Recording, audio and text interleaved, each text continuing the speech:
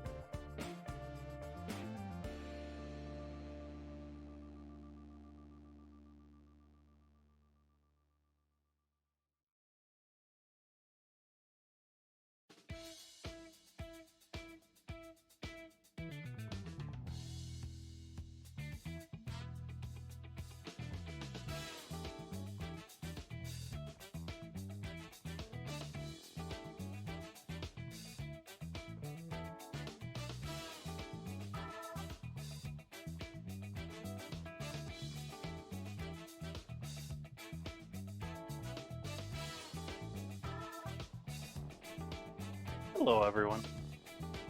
How y'all doing tonight?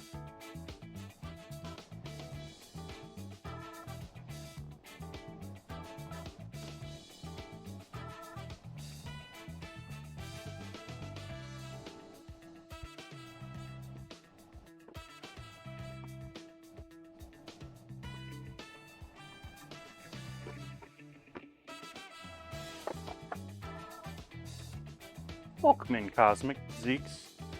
Will. Happy.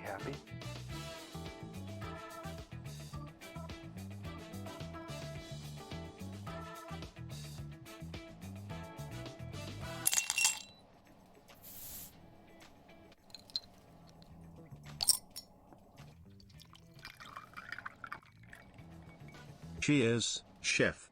Always good to see you. Happy 6 months. Thank you, Will. And also thank you, Trebo. He subs right off the bat tonight. Nice. Audio's sounding a little weird to me.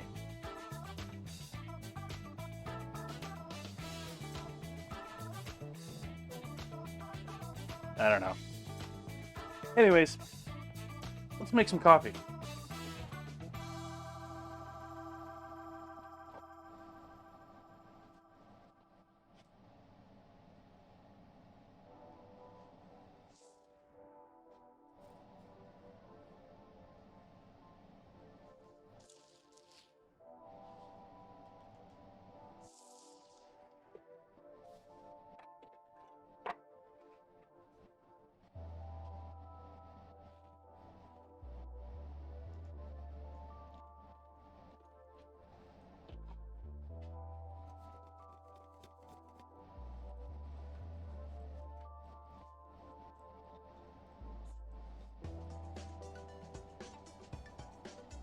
You got bad weather heading your way, Zeeks.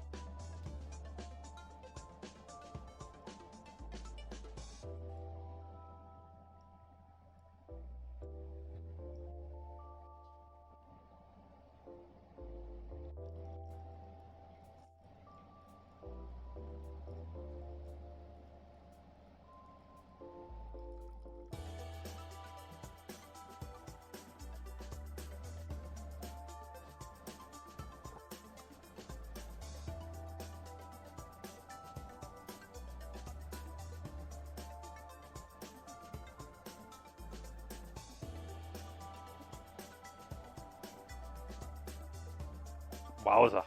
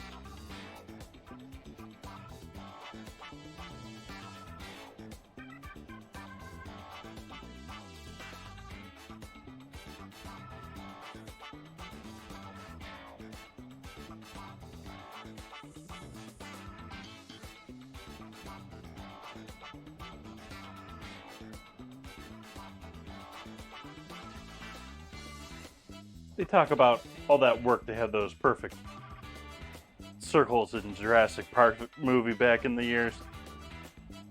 I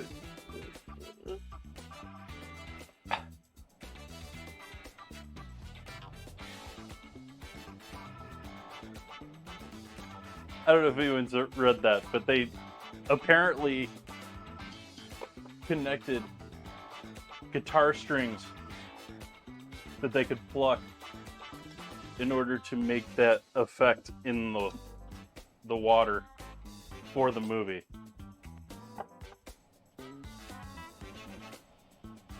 I don't know, maybe not enough people have seen ancient Jurassic Park at this point.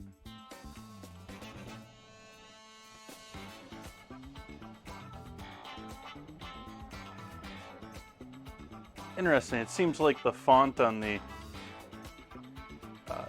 captions has slightly changed tonight.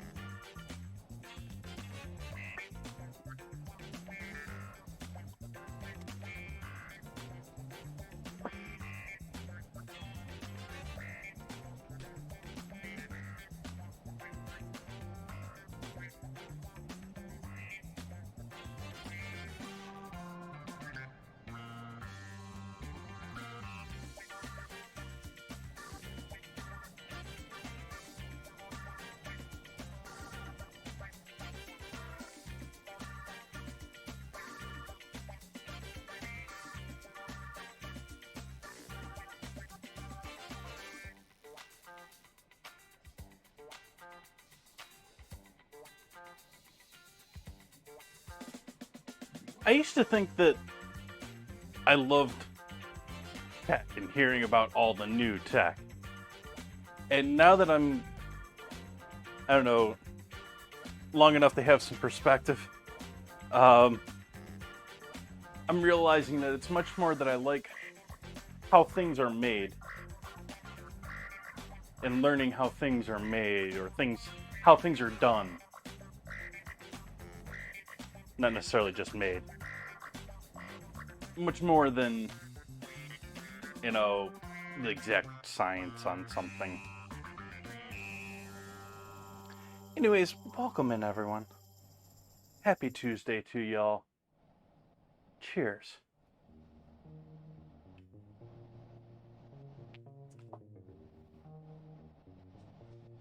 Alright, so what are we going with first? I think I'm going with the beef first. Just so that I can have lots of time in the oven.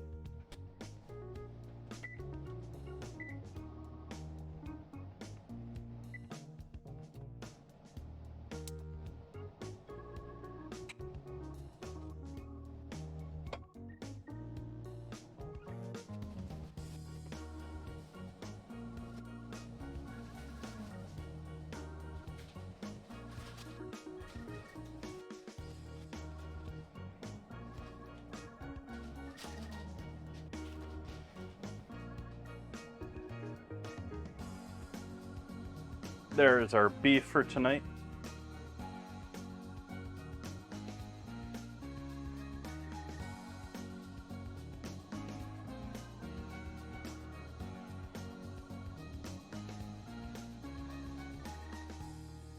With apparently fall apart butcher's tissue. Seriously? How thin is this stuff? It's like paper too. It's like there's no wax to it at all. Weird. It's not the normal stuff butchers usually use for that.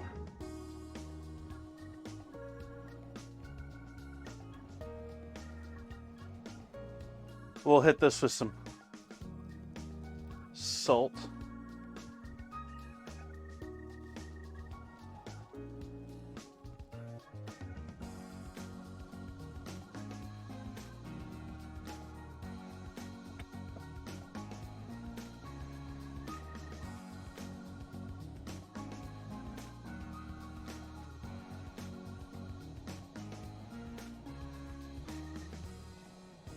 turn the heat up high on our pan over here.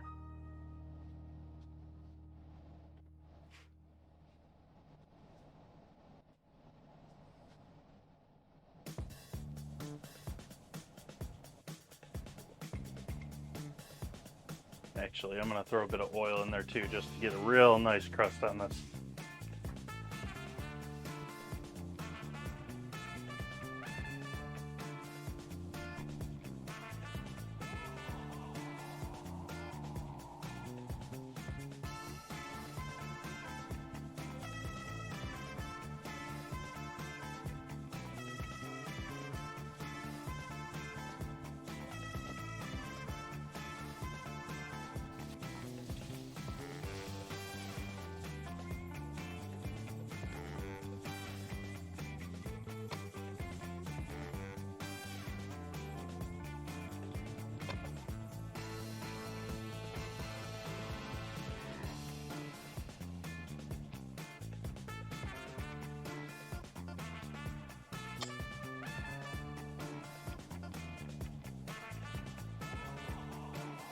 Now we wait for it to smoke, because we want this pan smoking, because that's immediately going to cool it down, and we want it to maintain as much heat as possible, get a nice sear on it, and then we're going to put it in the oven at 325.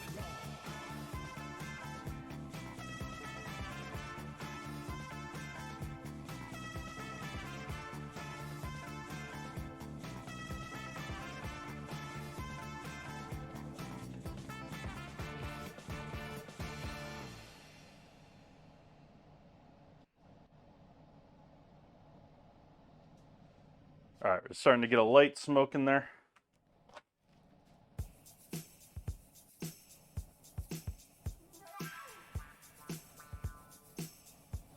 Leave the tissue behind.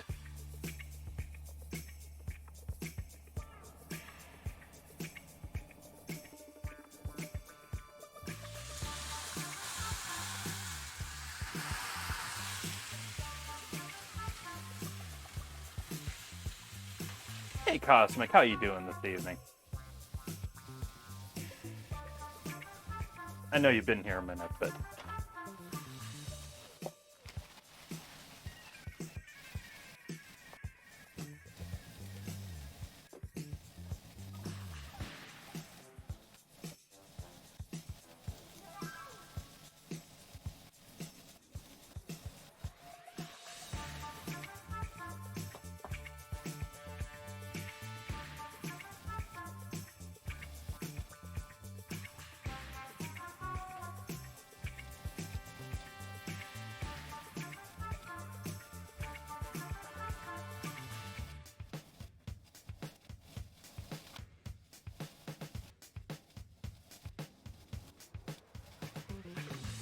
nice.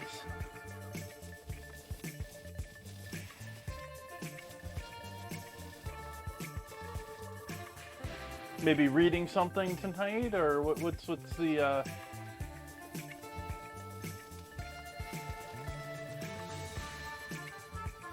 That's good. I guess it sort of depends on the dog, but typically they don't like loud noises.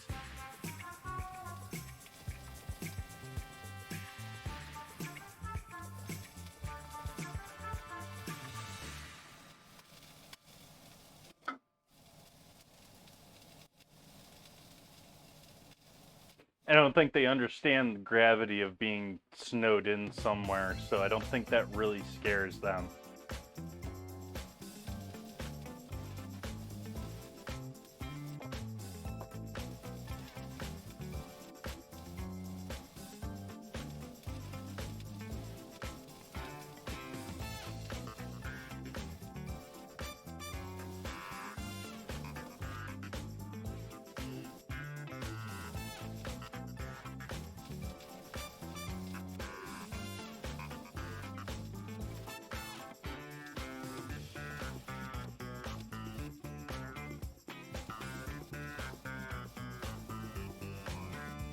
That's what we can get going while we're waiting on. We'll get our yeast going for our bread.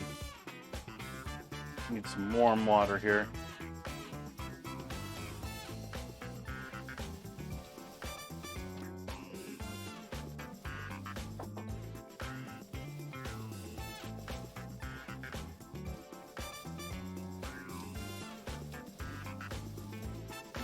not going to be able to send that here.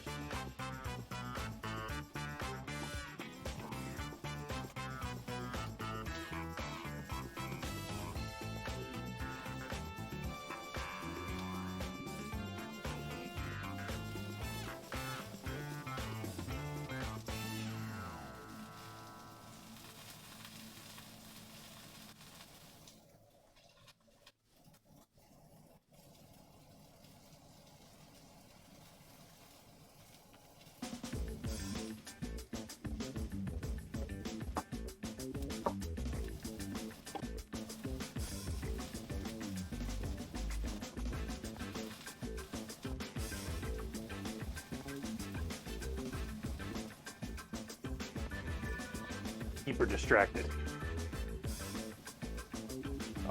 Let's see here. Oh, we need less water on that. What is the whole? Let's see here.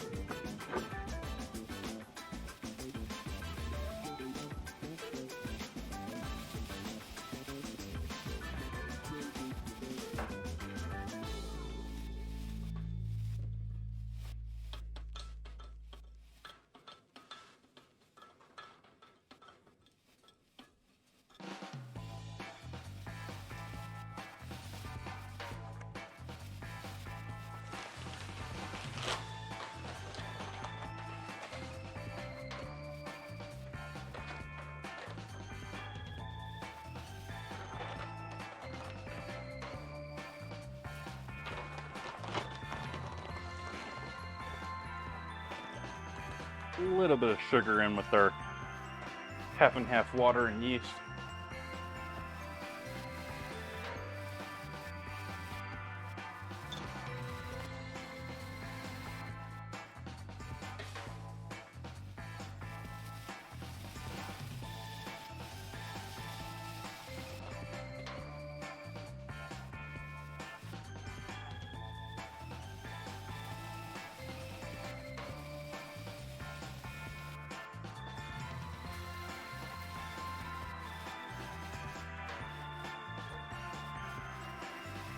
It's my horseradish for later. I haven't opened it yet, so it doesn't have to be refrigerated yet.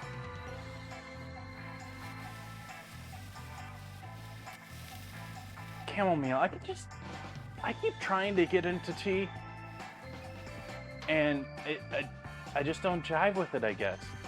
I like tea. I just never seem to be like, ooh, let's have some tea. I buy it and it never gets used. It's oven coming up to temp for our roast.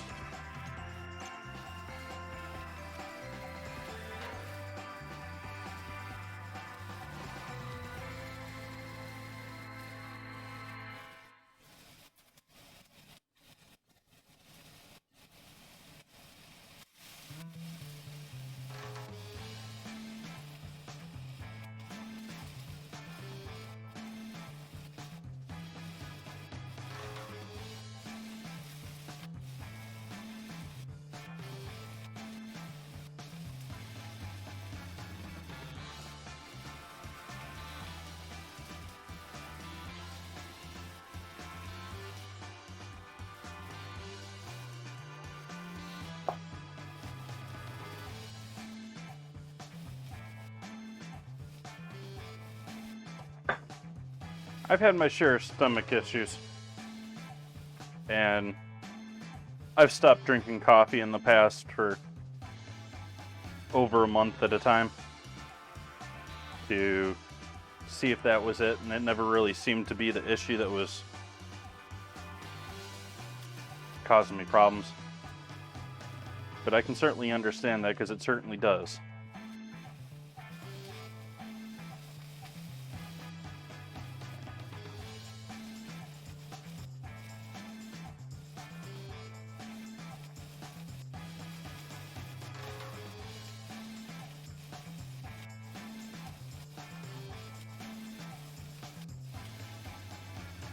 I don't know why I'm being so careful about this onion peel. It's just going in with the roast.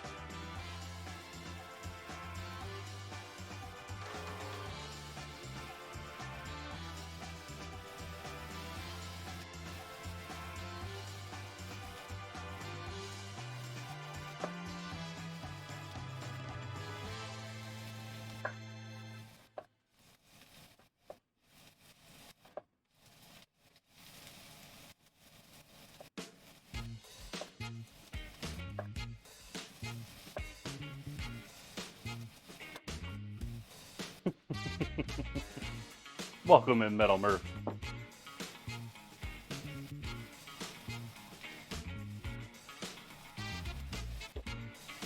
Use the heels of these celery that I have.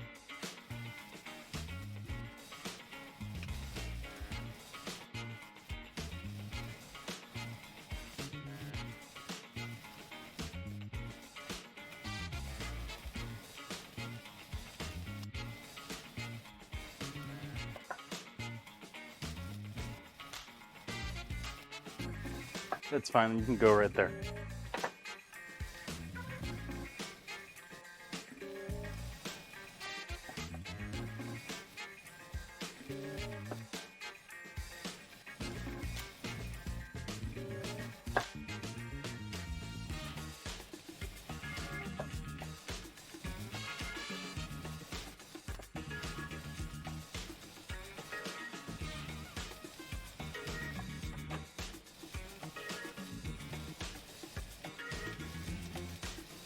Alright, we're going to temporarily set this beauty in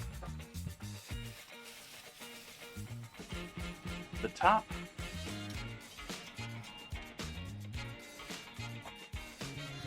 Throw all of these in there.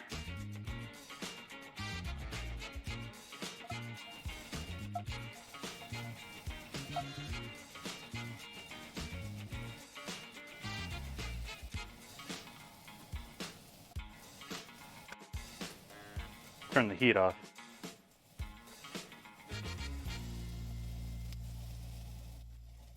Throw that beautiful thing right back in there. Got a nice sear on the other side too there. Actually, I just want to leave that side up.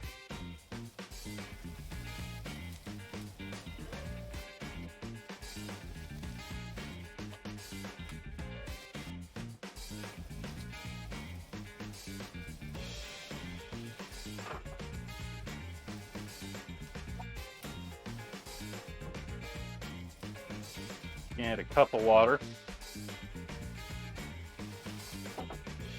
If you have some red wine you're drinking with this, it'll be a good match. Great time to add that.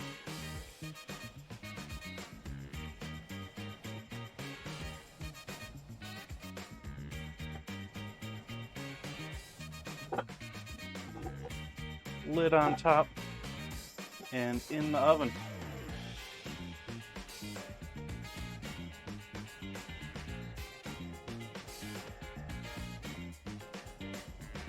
Red wine and beef is a tasty combo.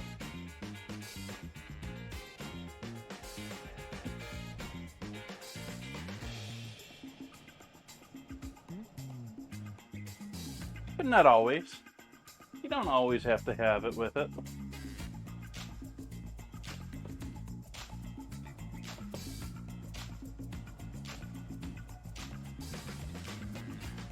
Give our gorgeous cooktop here a wipe down.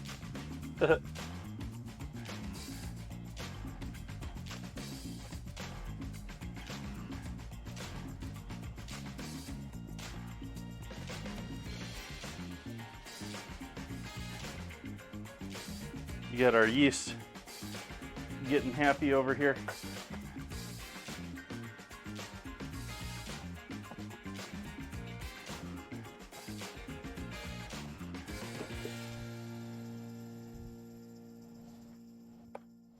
Yeah, you want something fruity, something jammy, I would say.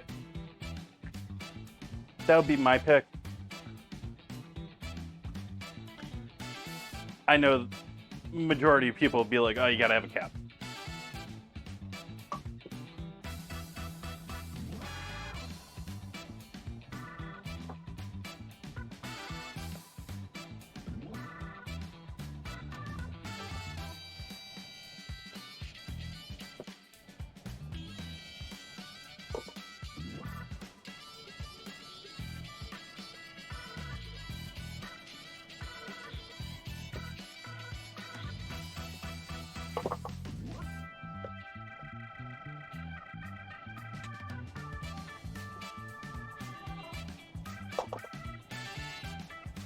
Feeling like I should probably sift this AP flour.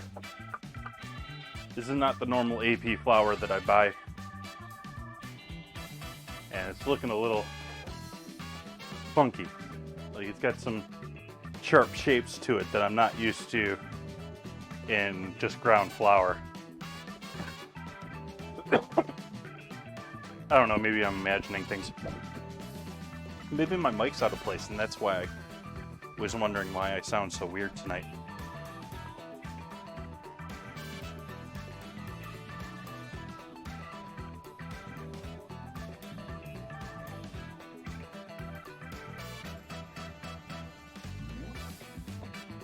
Oh, some of those flavors are the reasons that I used to like Zin's.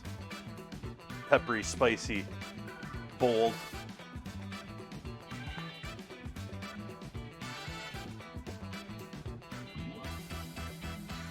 There's a couple of categories like that, there's a couple of good varieties of Italian wine that are really that way too. Okay, what else do we get going here?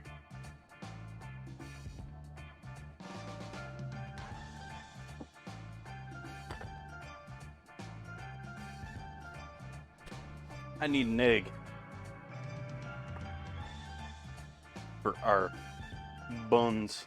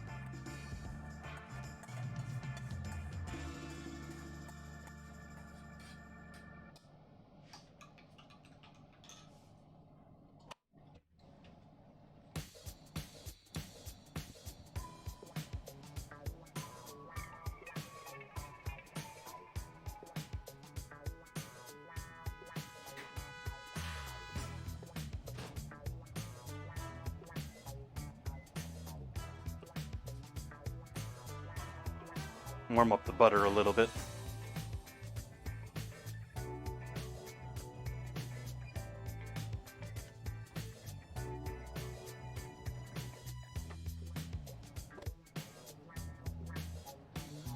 Oh.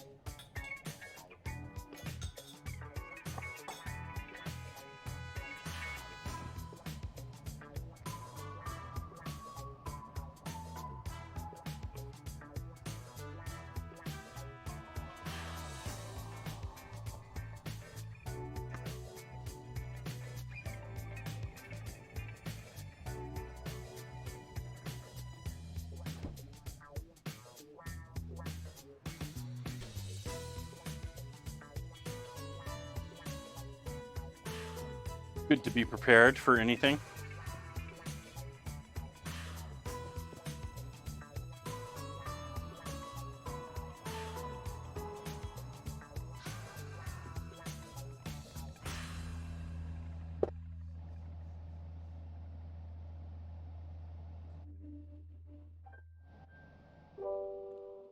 Oh gosh.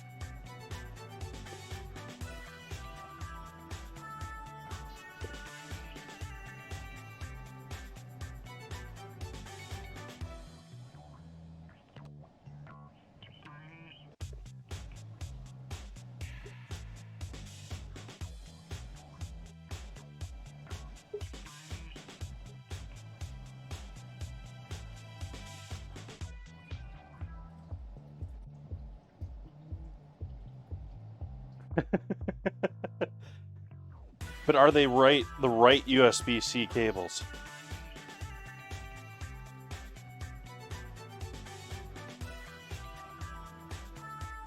Because apparently, even though USB-C is supposed to be a standard, it seems like there's many understandards to what USB-C is. And so there's all sorts of different USB-C wires.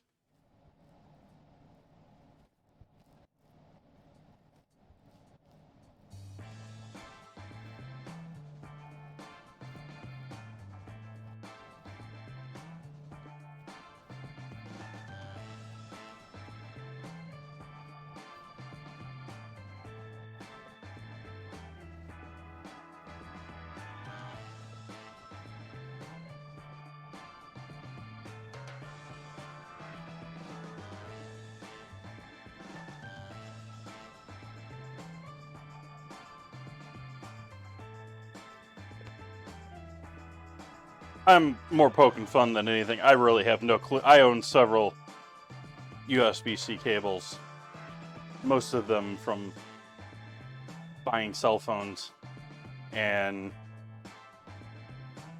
no clue on their quality on any of them.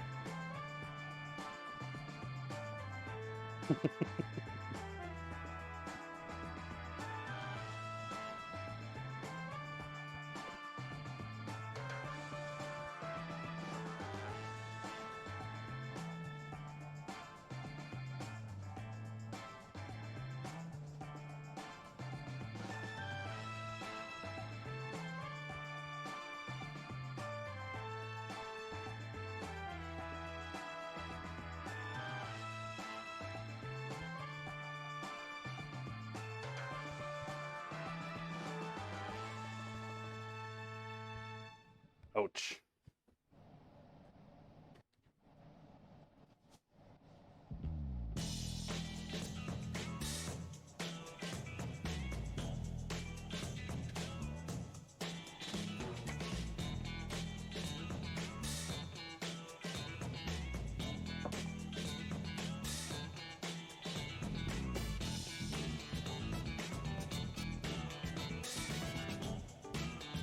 Hand wash break.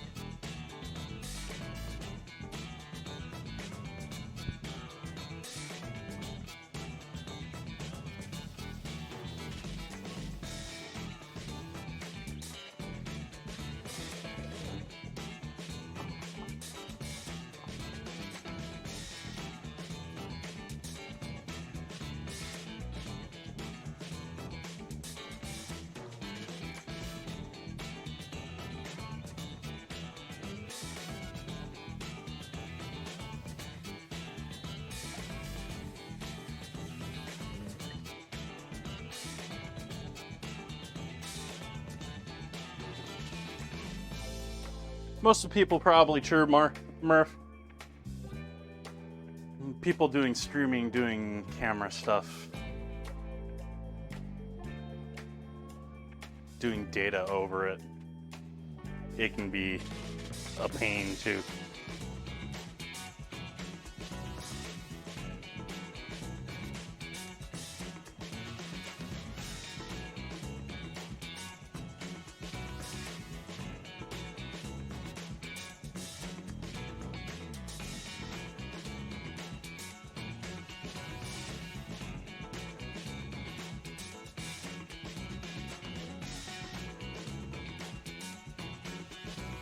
Starting to get a bit smoother here with the dough.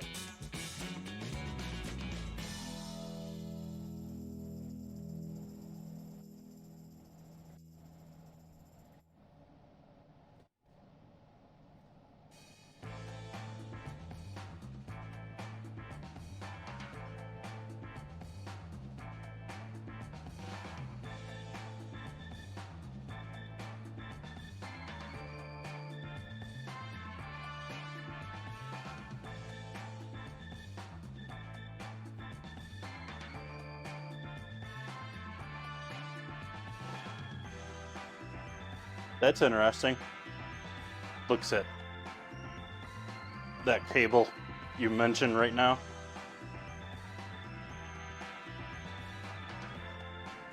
Maybe I should replace those.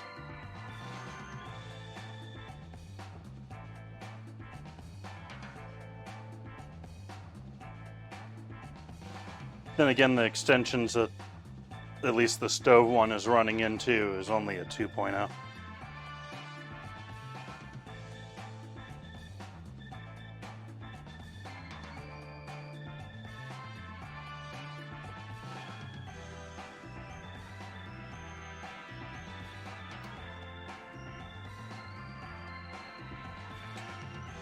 Well, the one that's flickering is not one of those. That's actually probably Wi-Fi issues. Bandwidth. But not cable bandwidth.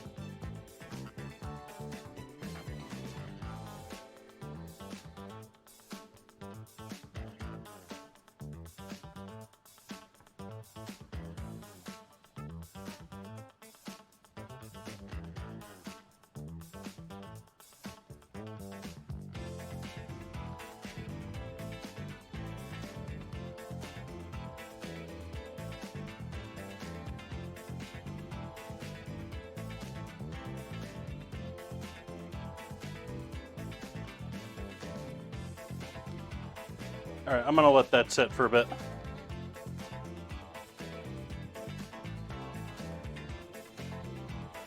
Do its thing. We'll set that over by the oven where it'll stay nice and warm, but hopefully not too hot for anything.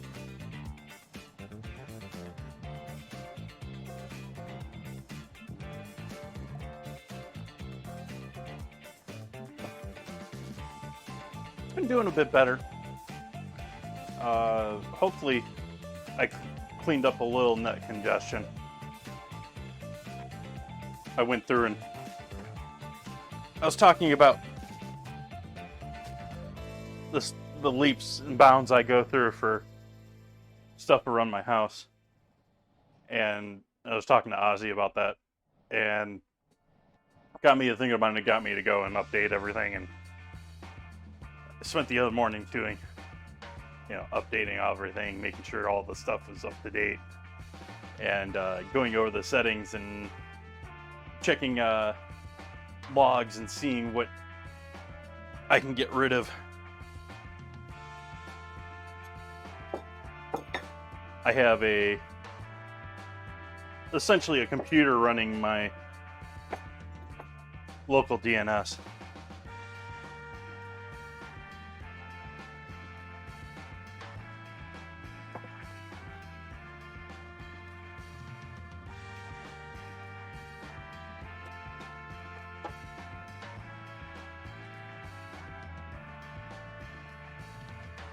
Alright, so beef is in the oven, bread is getting proofed. Now we gotta get stuff ready for onion rings, but I need to clean a couple of bowls here first.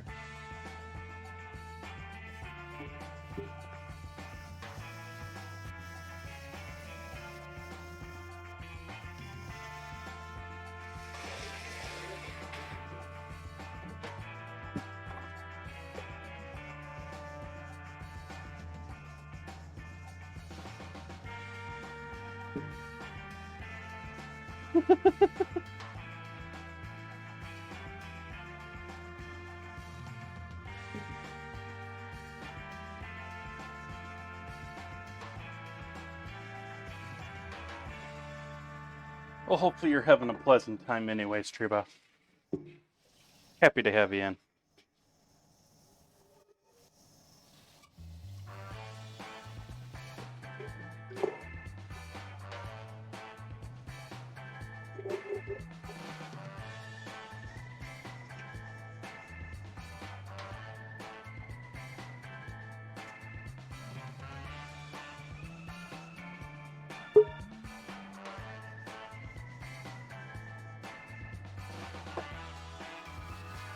I will tell you that cell phones certainly do waste a ton of data just saying, hey, I'm here.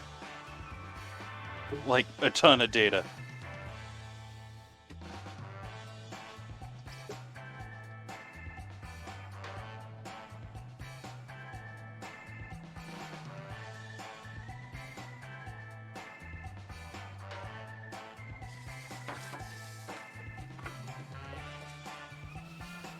Computer networking student. What does that entail these years?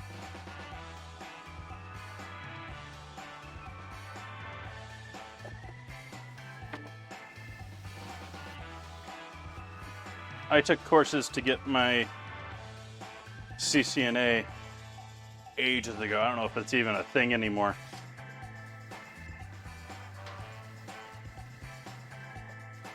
I never ended up taking the actual course or the actual test, but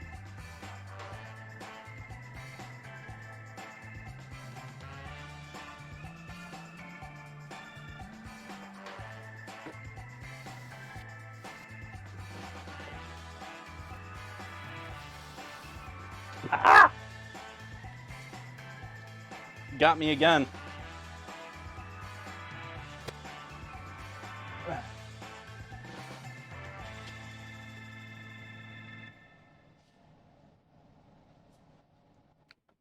Give me a moment, folks. I'm gonna be right back.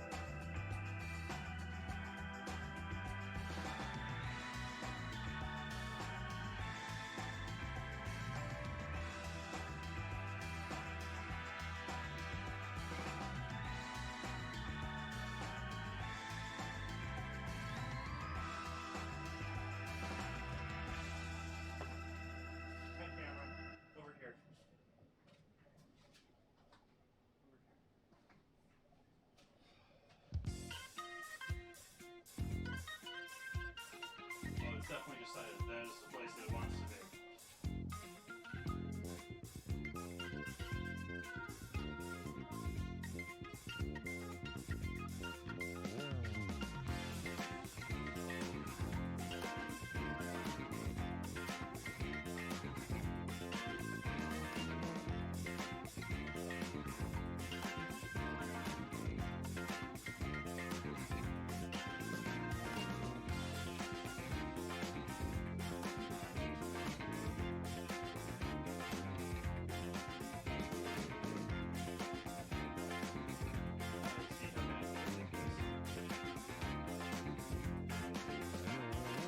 Let's see how bad I got that.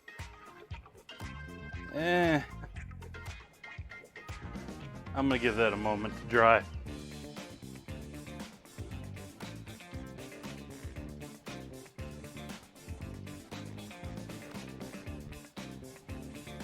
Ugh. Over here, yeah. Over here.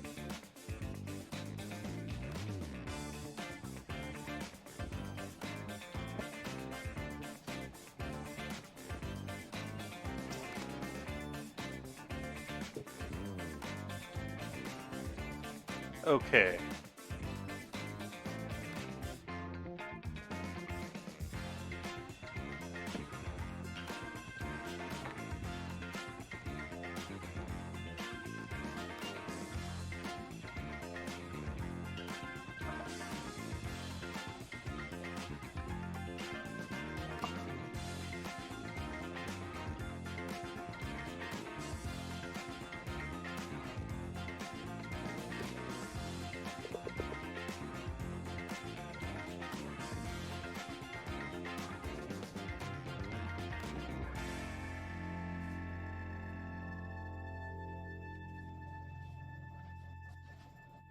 Use up a bit more of this.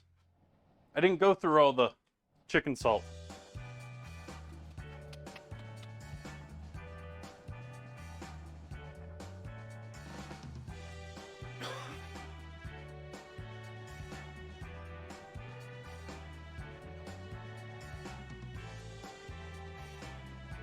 So I'm gonna add a whole bunch of that in here.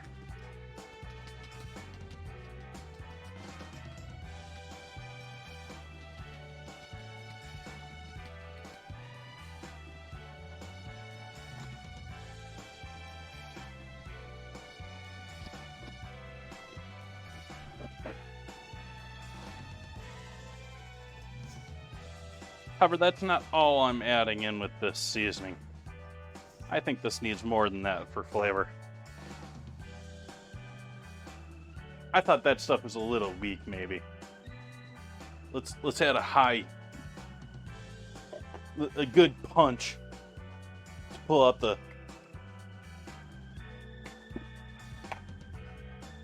technical terms.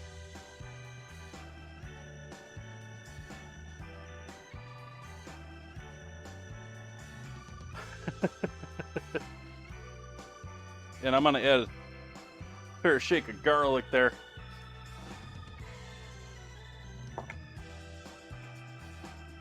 Anything else? Anything else? I think I'll leave it there. Oh, black pepper. Lots of black pepper. MSG.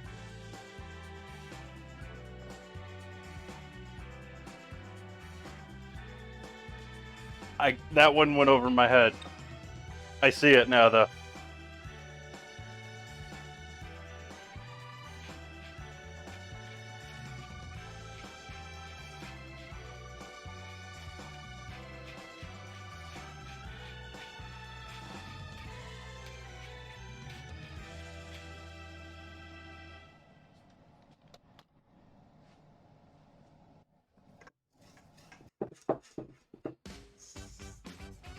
Alright, and so this is the beginnings. Oh, baking powder. Baking powder, baking powder, baking powder. From my water splash cabinet.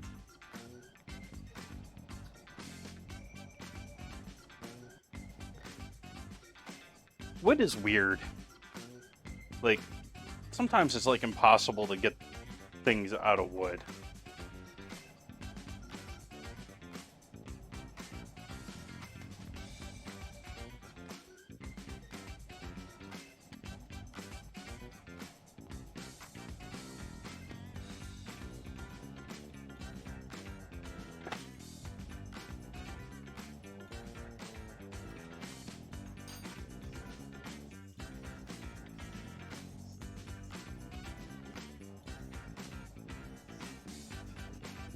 All right, so this just needs some beer, and it'll be ready for onion rings.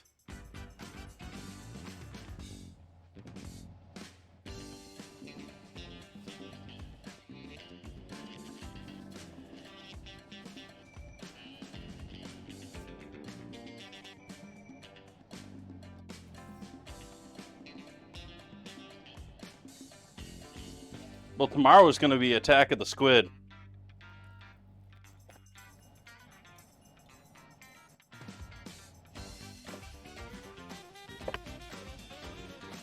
Squid Strikes Back.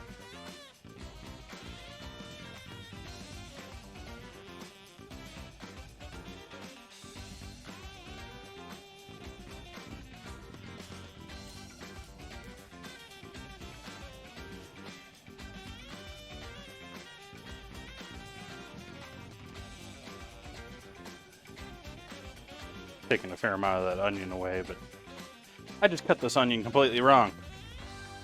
Lovely. I'm making onion rings. Smooth move there, Jay.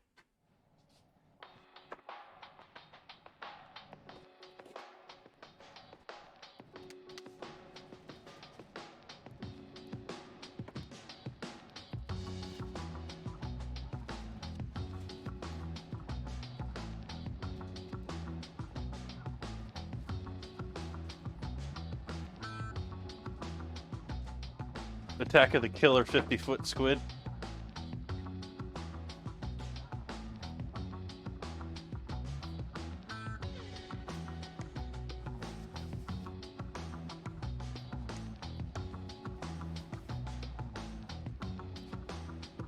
$3,000.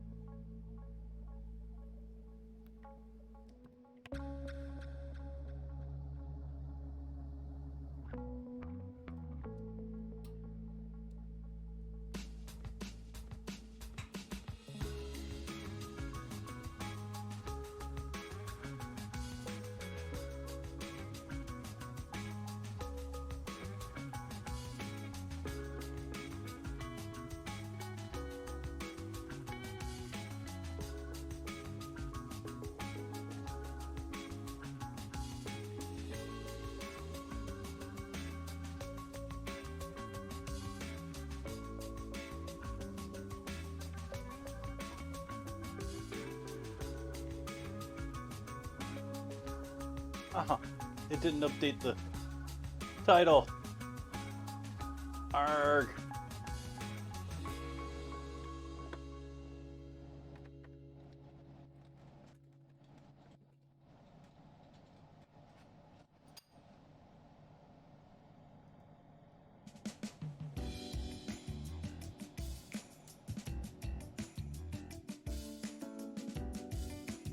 And I'm sure I just lost all of my tags, so I'm gonna have to figure those out again. Oopsies. Yeah, it's a royal pain with that, with Twitch and the VODs and everything, because I'm going to have to now go back and edit the name of the VOD, because the VOD is always titled what your stream title started as.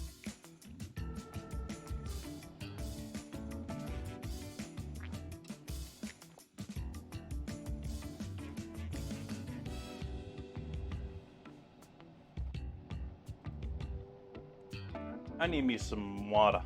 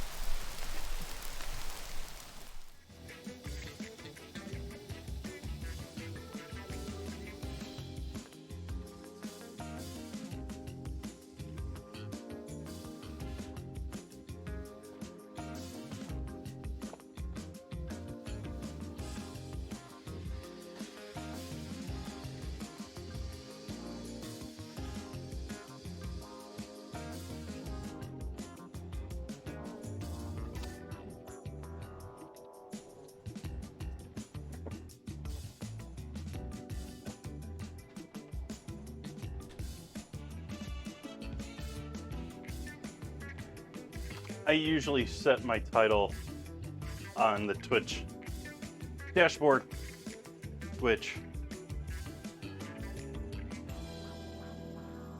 I both screwed up just before stream today and had to redo.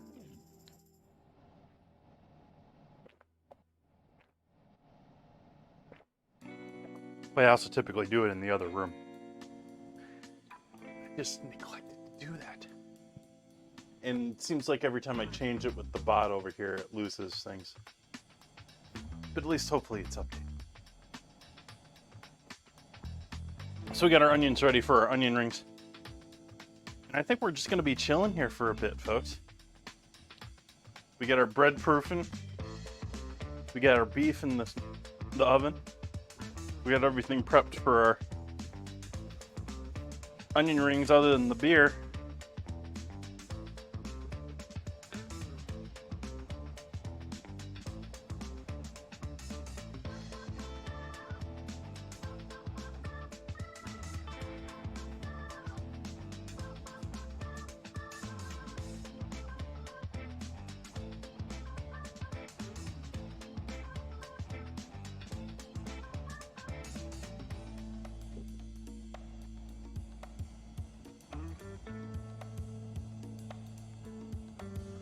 Storm watching can be fun.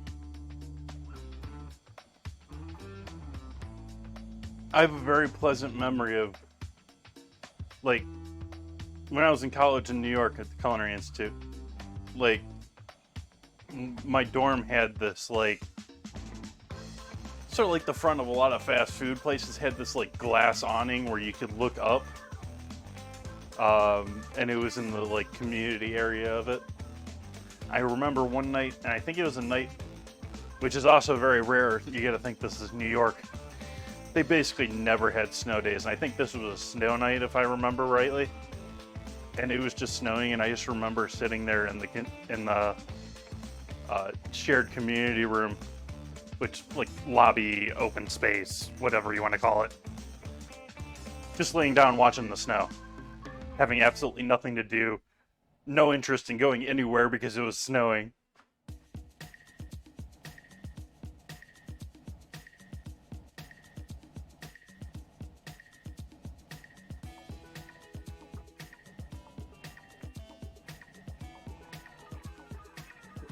I don't know if the thunder maybe ruins it, but rain can be the same way. Sitting out for a rainstorm, that could be downright pleasant.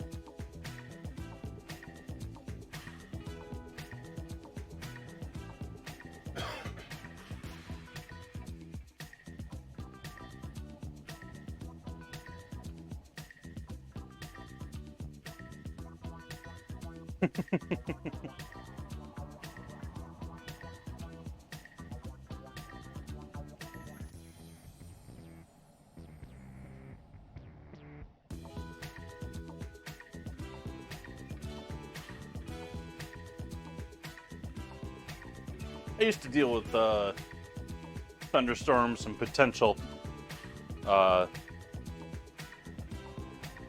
want to say hurricanes, tornadoes. And I remember as a kid being really worried and just having nights down in the basement. And as I got older, it turned into, oh, is there actually a tornado going, or are they just telling us to take cover?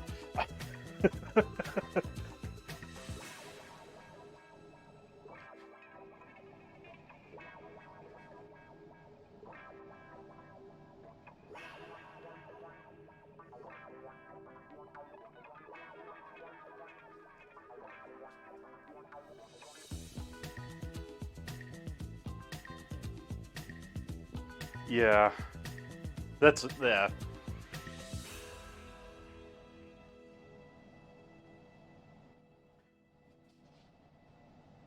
And the reason I say that about is there actually, like, you get warnings, as I remember it as a kid.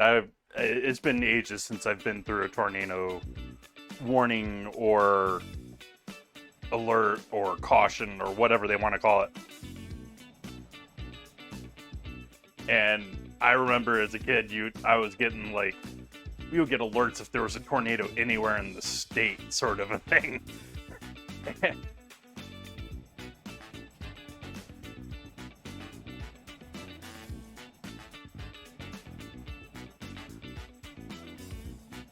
Yeah.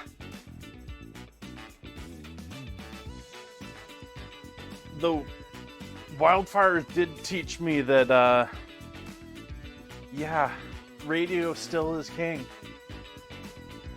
Even today, radio, like, the place to get info in an actual emergency was the radio.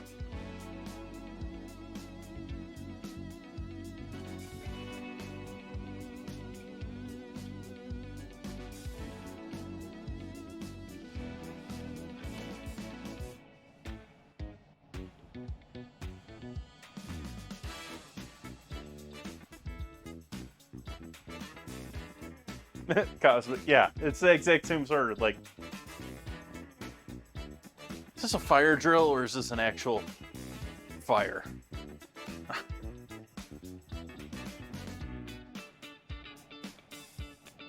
Which is reminding me of the fire drill I had to live through at the Culinary Institute when I was in Fish.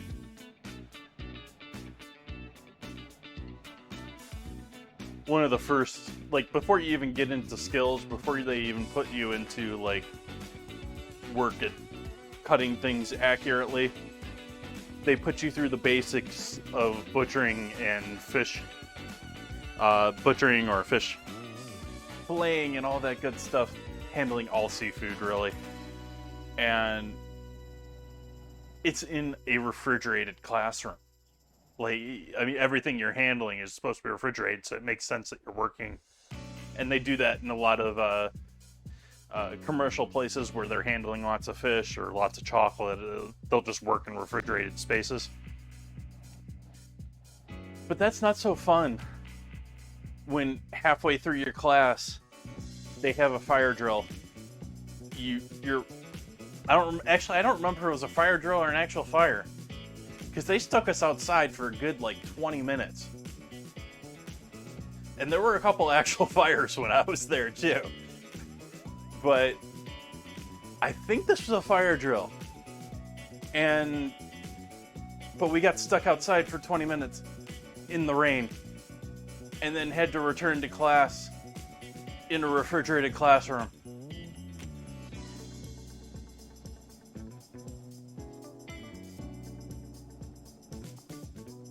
Isn't that fun?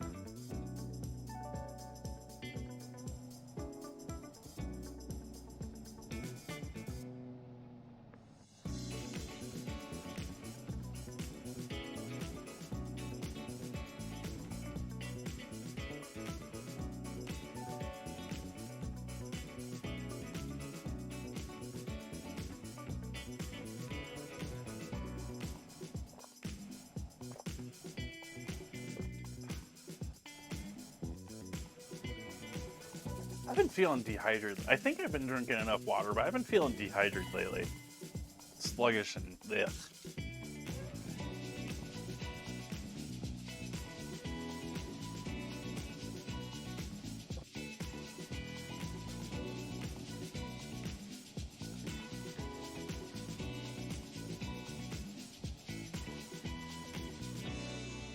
About halfway there in our bread.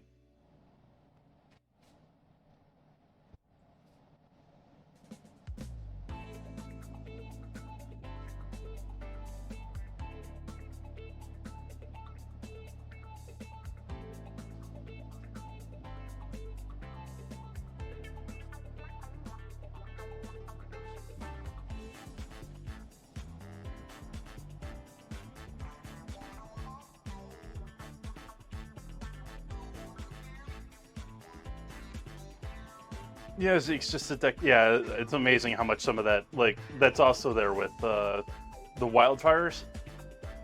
Like, between the several that we had here in Sonoma, and we had like 3 of them in 5 years here in Sonoma. And I say that it's only been like 2 years, but the differences in the satellite technology, because during that time period, the European system went up that had much better heat tracking, or much more accurate, at least public heat tracking. And so it was very visual to see exactly where the fire was, instead of you see these previous maps and you see just like blotches and in this general area. Why does this keep turning off on the OBS bot?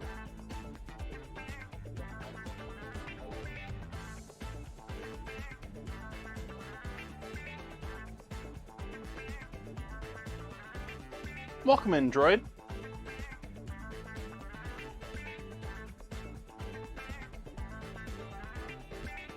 Making sliders tonight. I've got a beautiful hunk of beef down in the oven, baking away, and I've got the bread proofing on the stove. We got everything prepped for our onion rings later on here, and so we're just chilling, waiting for things to proof or bake or roast. Hopefully you're having a lovely evening.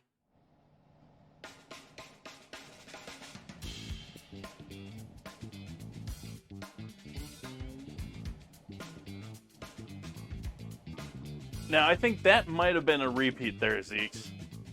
I think I've seen that joke before from there.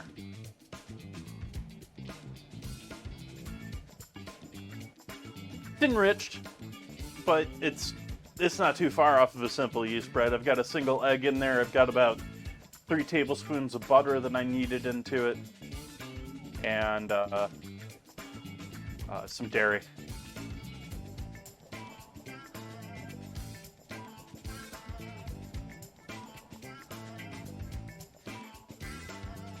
Yeah, it didn't make much sense. I paused on that one because I was trying to think of another pun to go along with it.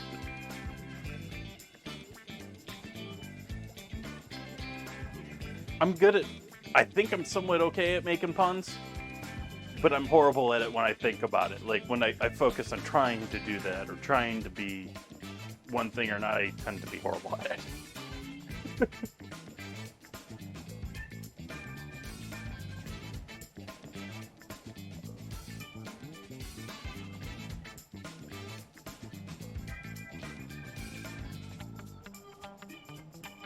Let's see, what else can we do? I don't got much in the house right now. on purpose. Like, I do too much food as it is for stream for me to have other food around this house.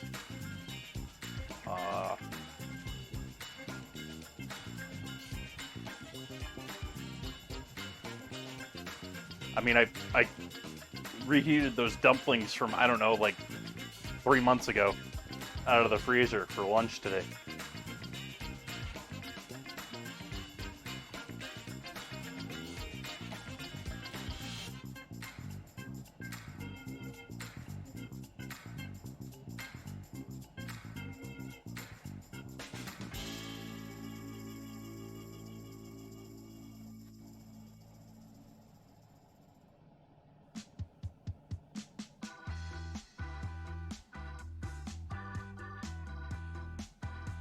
Nice one, Droid.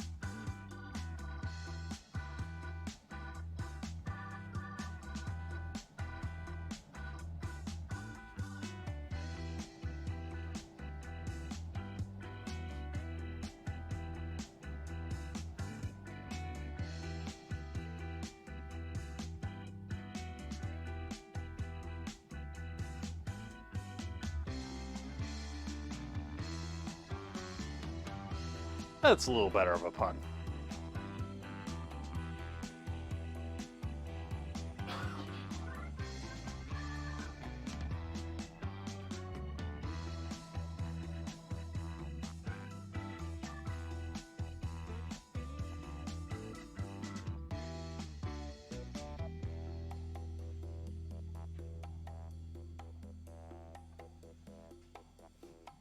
Let's go over here and see if...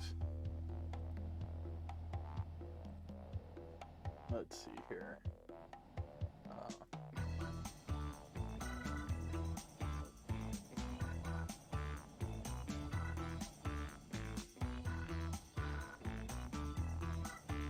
Okay, so that didn't happen. Okay. How long's the roast been going for? Not too long. We just got started here hour and a half ago. So it's been in the oven, I would guess, about an hour and 10 minutes or so.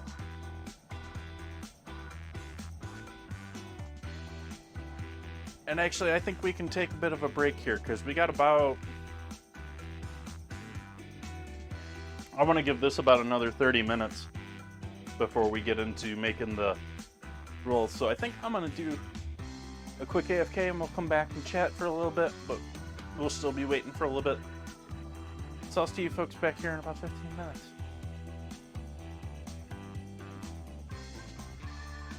Schmidt's Blue Ribbon Bread gives you 7 ounces of non-fat milk solids in every loaf, the equal of 90 quarts a year if you serve it regularly.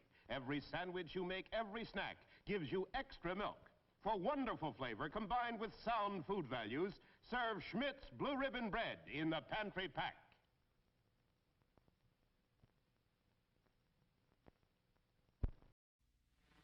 3, 2, 1, blast off. She's up. Come in ideal countdown control. Ready for second launching. Atlas moving into position. Fuel her up. All set. Countdown. 10, 9, 8, 7, 6, 5, 4, 3, 2, 1. Blast off! There she goes! Yes, you can be in command of your own ideal countdown. It's a real electronic missile base. You sit at the controls and move missiles into place. You count down. You blast off. You track the flight. The ideal countdown comes complete with moon missile and lunar probe, as well as a giant atlas. Get your electronic ideal countdown now, wherever good toys are sold. It's a wonderful toy. It's ideal.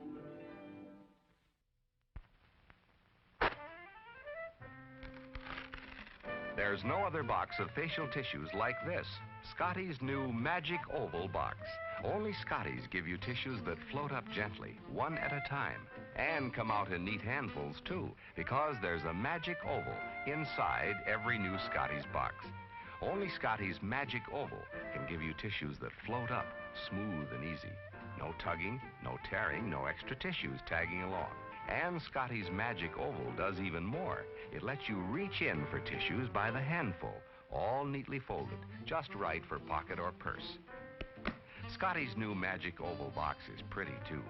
And inside, soft, strong, sneeze-proof Scotties. Remember, for tissues that float up smoothly and come out in neatly folded handfuls, look for Scotty's pretty new Magic Oval box, the only one of its kind. Here's the newest, most exciting sound in town. It's a General Electric blender that's going around. Completely new from base to lid. Take it apart, see what they did. The non-skid base is the lowest you'll ever see. The decanter has a 36-ounce blending capacity. The non-spill lid is really smart. For blending convenience, it comes apart. Add additional ingredients, if you will. Look, no splash, see no spill. Put them all together and you know it's true. The General Electric blender is best for you. If you want to know another reason why, It's only 10 and 1/2 inches high. stores easily on the counter or on a shelf. There's 1,000 things you can make yourself. Make party spreads. Great cabbage heads. Blend the meatloaf for a family of 8. Make ice-cold drinks you'll appreciate. Now's the time for you to buy the General Electric blender. Did he say only 10 and 1/2 inches high?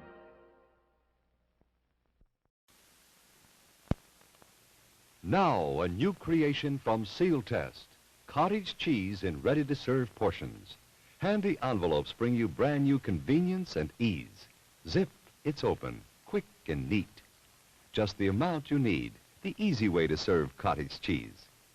The rest stays moist and creamy, ready for next time. Are they handy? Cottage cheese in ready-to-serve portions. So easy to use, quick, and no bother at all. The rest stays really fresh, moist, and creamy. Yes, serving cottage cheese was never as easy as this. Seal Test's new square package with handy, ready-to-serve portions. Zip, it's open, simple as can be. The rest stays moist and creamy fresh. You'll love Seal Test cottage cheese in new, ready-to-serve portions.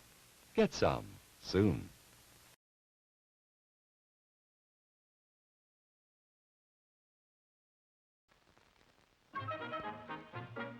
And now, from the popular comic strip Peanuts, here are Charlie Brown and his friend.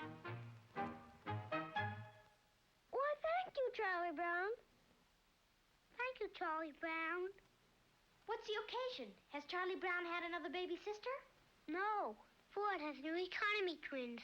So he's passing out chocolate cigars to everyone. Everyone? Yes, everyone. You bet your boots, everyone. 'Cause it's just like they said. We've got something big to celebrate. And here it is, Ford's Economy Twins for 1960. The economy choice of a lifetime. Oh, I'll bet you've never seen a prettier twosome than this. There's the new size Ford, the Falcon. And next to it, the large economy size Ford, the Fairlane 500. You know, the 60 Fords were featured in the recent issue of Vogue magazine. And when you run your eyes over the elegant good looks of this Fairlane 500, it's sure easy to see why Vogue says Ford means a fashion success. And all this all-new beauty is yours for an all-new price. That's right. This roomier, more luxurious Fairlane 500 is actually priced a whopping $142 less than last year. And as for this pretty Falcon over here, well, just wait till you check its price sticker.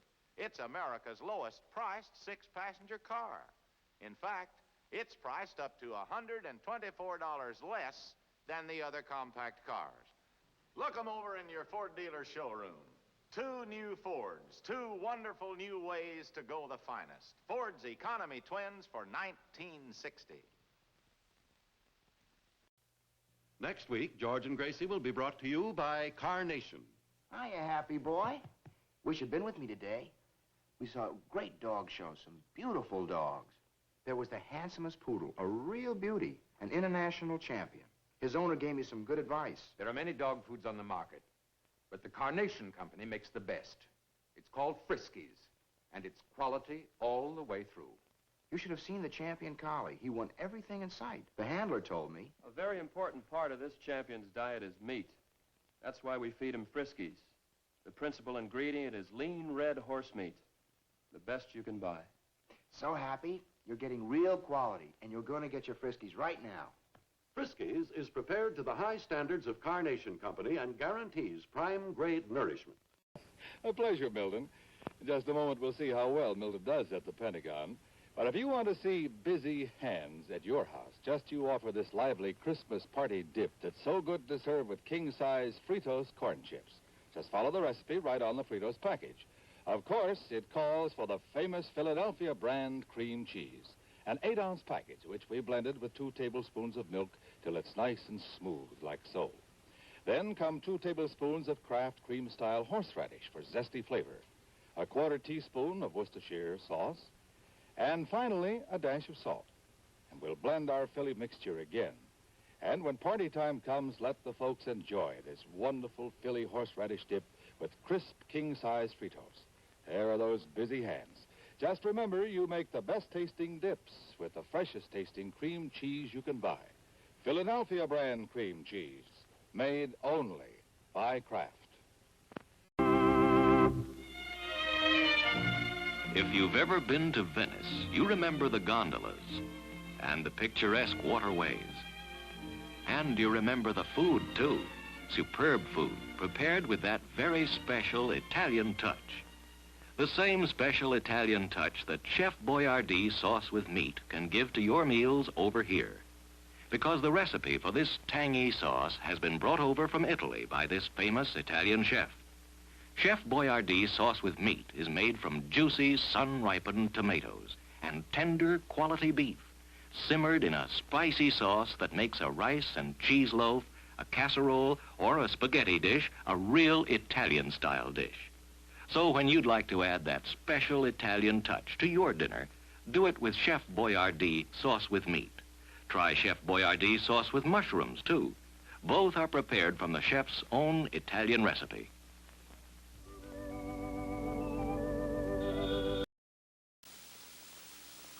Folks, why do you eat Wheaties? We like it. But did you know it's always been whole wheat with all the bran, and bran is one of nature's best sources of food fiber. That's news to us. Wheaties breakfast this morning? Sure, it helps me feel fit. But do you know Wheaties has bran fiber your body may need? That's news to me. Why Wheaties? Oh, we love the taste. I have for years. But do you know for years you've been getting something extra for your diet? Bran fiber? Well, that's news to me. Wheaties. It's brand news. Off into space. Man, that takes real teamwork. And here's a team of junior spacemen with an out-of-this-world breakfast that teams up V8 juice and Cheerios for flavor and energy. What a treat! A flavorful glassful of refreshing V8 juice and Cheerios with power protein, plus vitamin B1 for Go Power. And now, here's a special out-of-this-world free offer. This Moon Rocket Kit, both a toy and an exciting game. First, blast off. It separates in midair and lands 2 spacemen on a moon map. You get this wonderful game only through this free offer. Send your name and address and 1 V8 label plus 1 box top from these specially marked packages of Cheerios, Kix, or Frostios to Moon Rocket Kit, Mount Vernon 10, New York. Get Campbell's V8 cocktail vegetable juice with any one of these Big G cereals.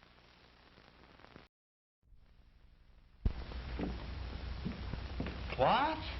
Keeping the coffee in the icebox?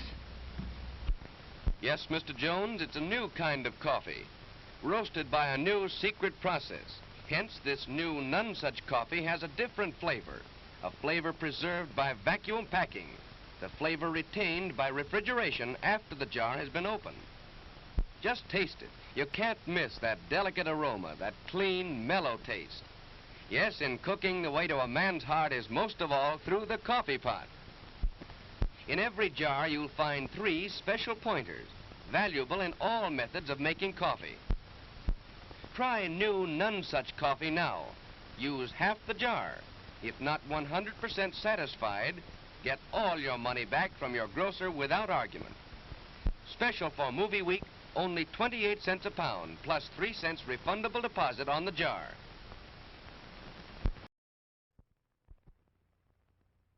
When you have a Labatt's, you have an adventure.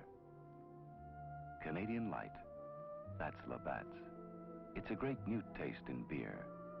Enjoy import quality at USA prices. Have an adventure. Have a Labatt's.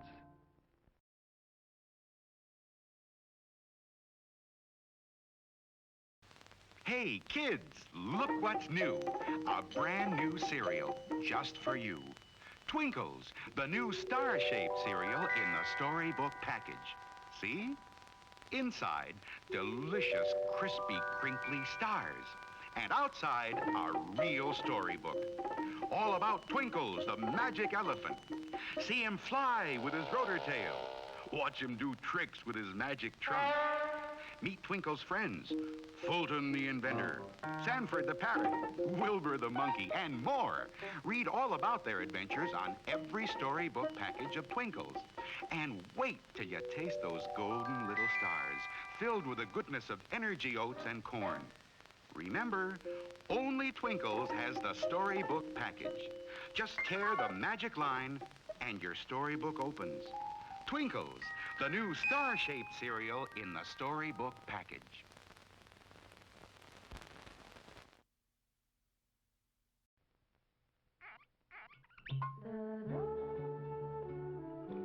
Alexis Lachine wines are full of flavor. Alexis Lachine wines are dry. Alexis Lachine wines are mellow. Drink an Alexis Lachine wine with any kind of food. Or anytime you feel like relaxing with a drink. Alexis Lachine, fine French wines. Everybody needs energy-packed Sunbeam bread. Yes, it's all aboard for fun in the park, but Junior hasn't got energy enough for fun. He'd sure like to ride that horse.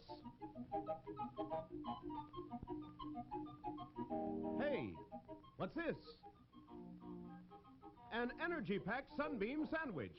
You bet every delicious slice of Sunbeam bread sure does pack a big energy wallop. There's nothing like Sunbeam Energy to help you stay on the beam. Now, look at them go. On Sunbeam Energy, they sure do enjoy life. Everybody needs the kind of real zip and zing pep that delicious Sunbeam bread gives you. Yes, stay on the beam with energy-packed Sunbeam bread. All day long, eat Sunbeam bread and renew energy as you burn it up. Eat delicious Sunbeam bread.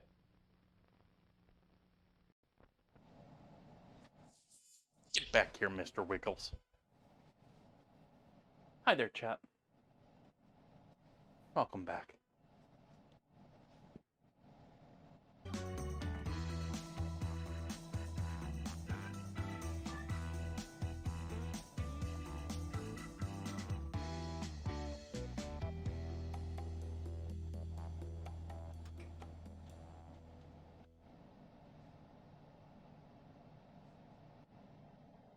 At least I think, no, that's not right.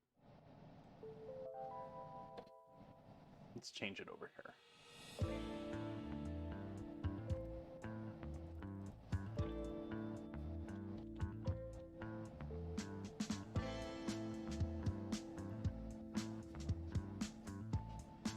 Switch over to just chatting for once, since we're just chatting. We're just waiting for things.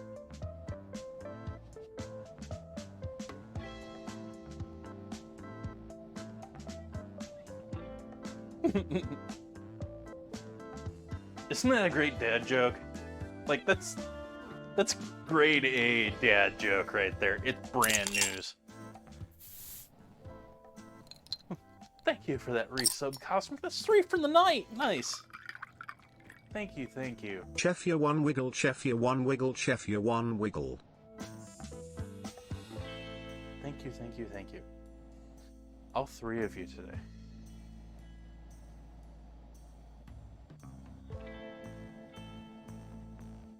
And that coffee, was it Nonesuch? That was an actual brand. Like Nonesuch. Like, it wasn't just a coffee brand either. Like, they did bread and a bunch of other stuff too. Like, it sounds like it's a parody commercial, but it's a real commercial.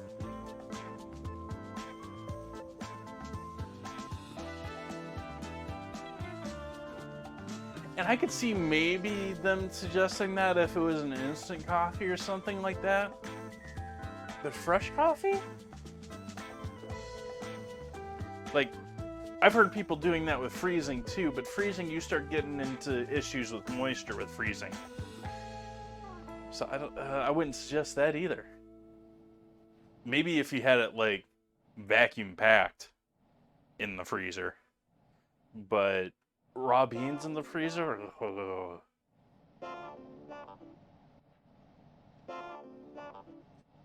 During that AFK, this house did start smelling an awful lot like roast beef. It is smelling beefy in here now.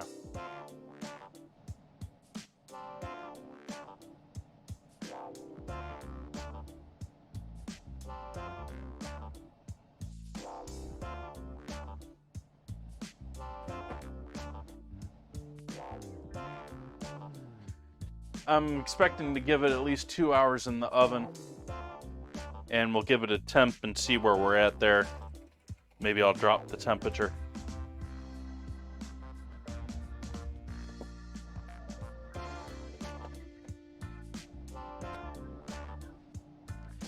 This is not the cut of beef to have like that perfect rosy red roast beef. Like that would be having like a top round or something along that line. The beef that we're gonna get tonight, this is much more of a stew cut. This is much more of a, it's a roast, but it needs time, it needs some care. It's going to probably cook through a bit more than that. Yeah, Zeeks.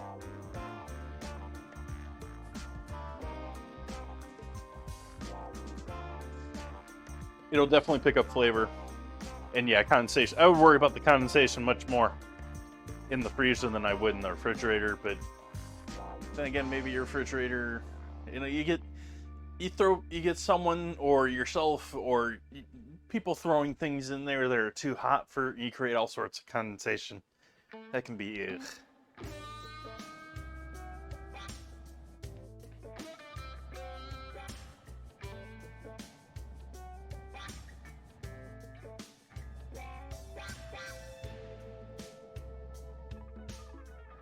You been watching me in my fridge? How do you know that?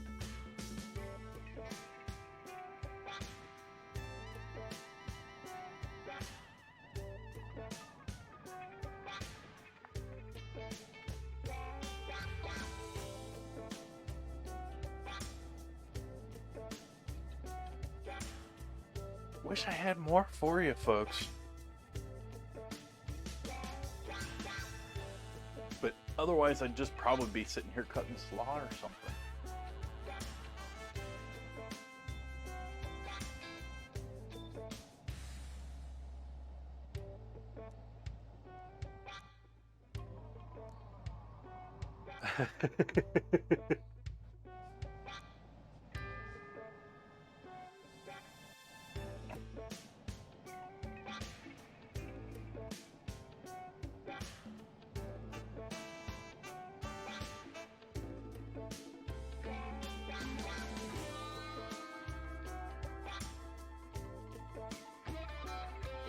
When am I going to play GeoGuess like all the others? Really?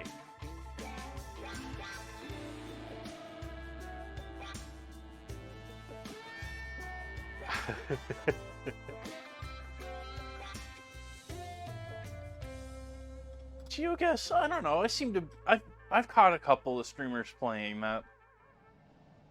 There's people that are getting like ridiculous with that. Like there's people that are like pro geoguessers now that are like, you know, a couple of seconds at most.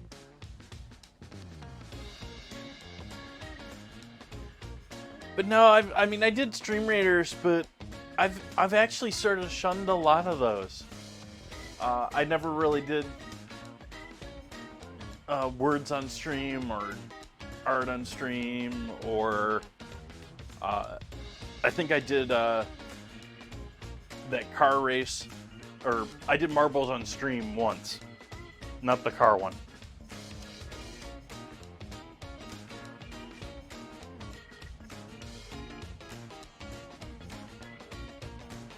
I enjoyed Stream Raiders. Stream Raiders, once I got it all set up and going with the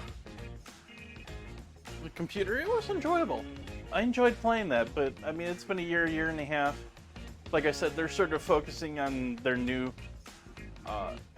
package that they're sending out. And yeah. I've had people say that they thought it was too much of a distraction, and I can see that. And that's sort of why I was sort of like, yeah, I think I'll just stop rather than moving on to the new one.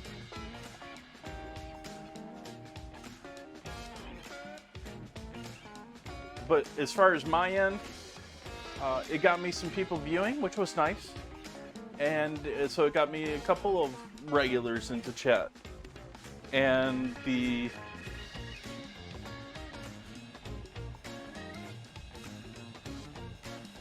yeah. But I would get people from it, and that sort of slowed down. And the other thing that was really good for it for me, like, I'm sure this is much more annoying for streamers, the average game streamer. But for me here in the kitchen, having that set 30-minute timer going was very easy for me to not worry about other things going on in the kitchen. Oh, you know, it would be the next Stream Raiders. You know, it'd be easy to remember things. It was a great cue.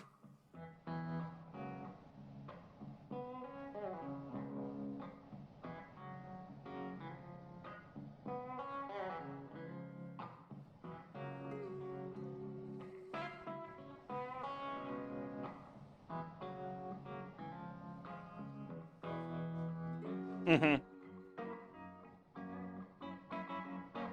I think it worked much better for people that were doing maker streams of any type, whether you're here cooking, you're doing art, you're doing wood carving, all sorts of things here on Twitch. I think it worked much better for those types of streamers, and I saw a lot more of those streamers using that versus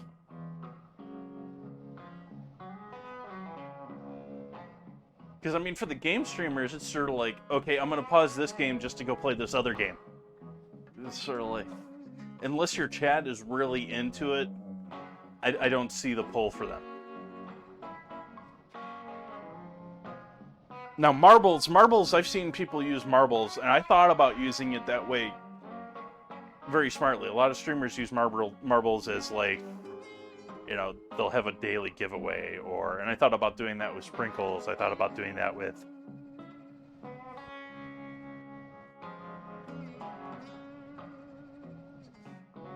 but that's more the musicians and stuff that I see.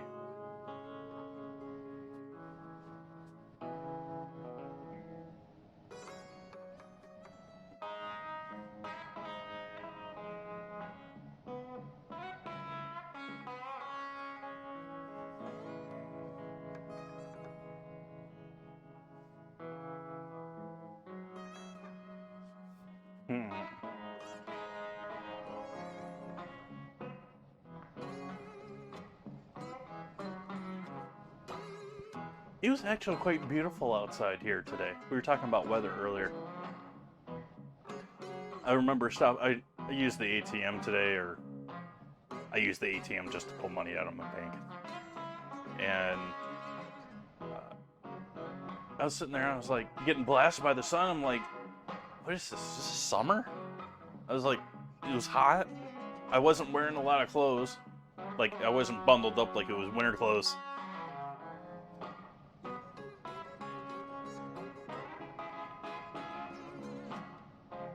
This is my original soundtrack. I just sort of, I started at an abnormal place from usual. I just sort of scrolled down and picked a song and started it today. But this playlist is something like 8 hours long.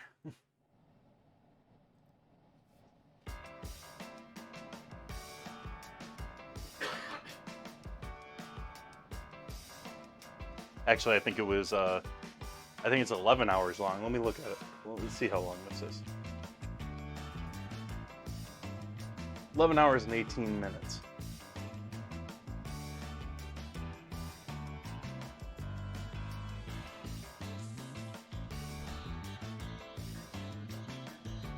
In the 40s. Yeah, it's been chilly. It's been rainy here lately. So, like, today was an odd surprise.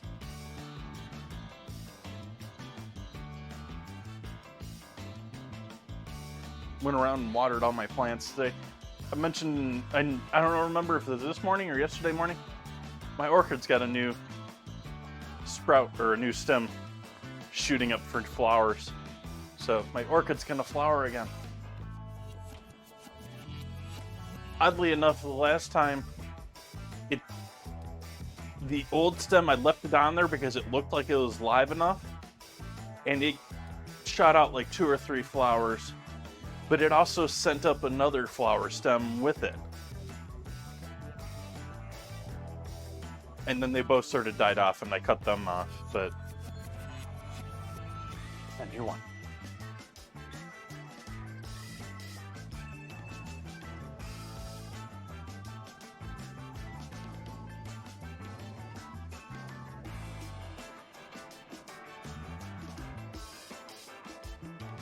'60s don't get cold until maybe January. Cold front after. Yeah. We'll get 50s.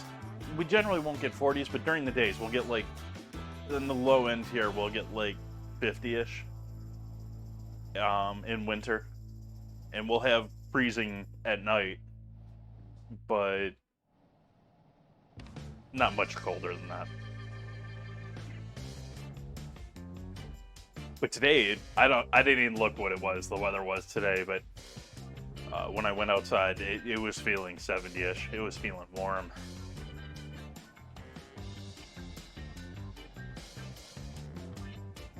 It's sort of funny how in winter, you know, like 70 and you're like, yeah, it's summertime. And then summer, it'd be like, you know, 70 out and you're like, do I really want to go out today? It's not that warm.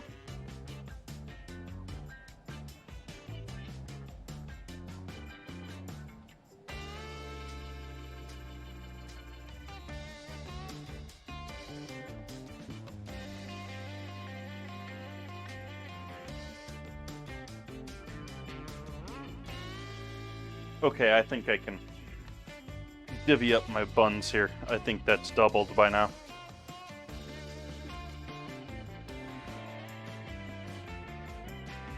So I'll set up a pan with parchment.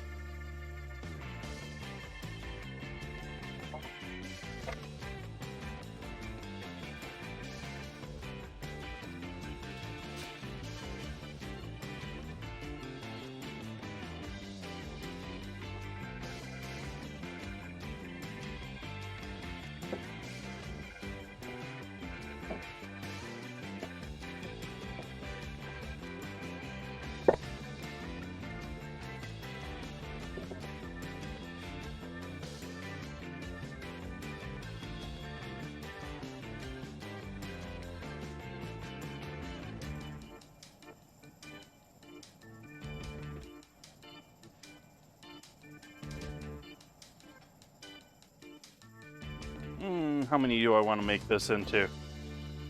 I've already broken most of the air out of this. I think I'm going to shoot for 9 out of this. Those might be pretty big though. Let's do 12.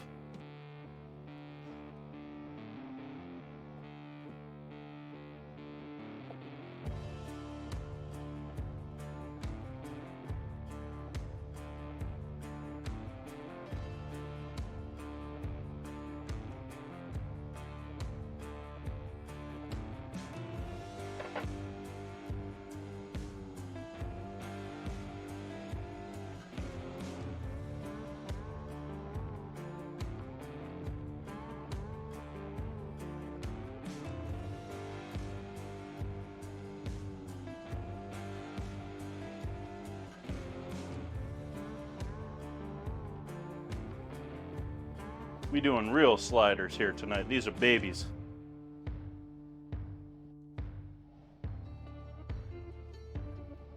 Of course, that's going to be the smallest one of the bunch, likely.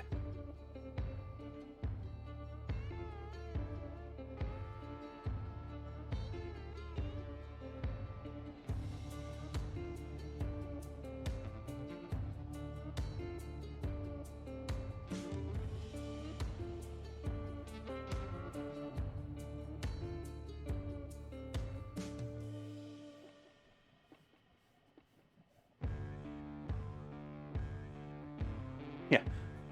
A little bit of a size difference there. Didn't exactly cut the corners as even as the rest.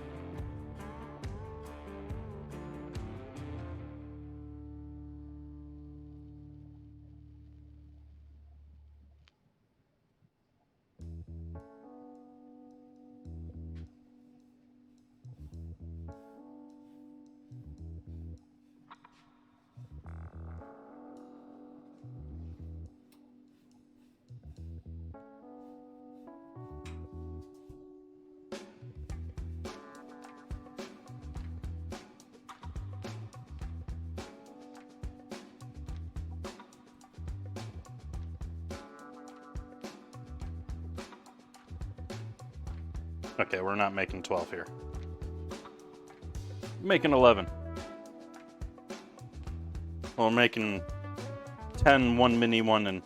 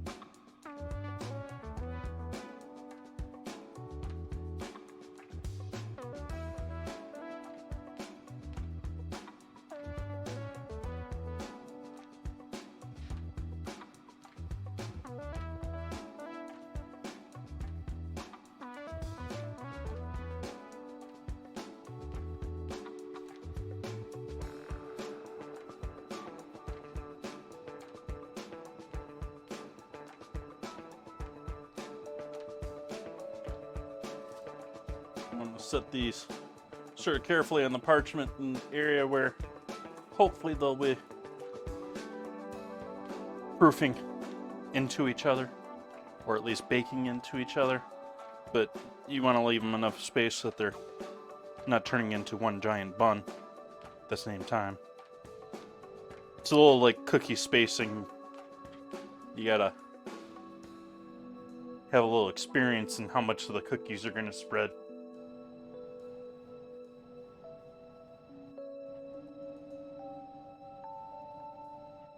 Like, there's some tuile recipes that I've done that they just...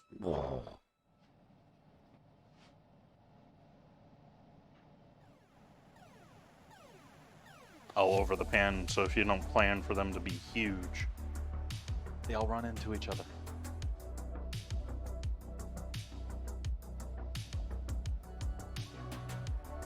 Well, they're slider buns, so hopefully big enough that we can put some yummy beef and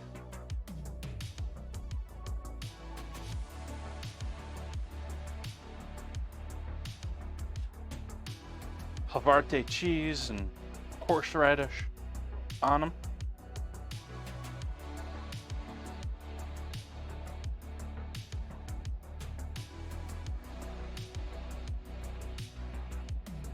I don't know if that's necessarily true or not, Zeke. I think that's sort of one of those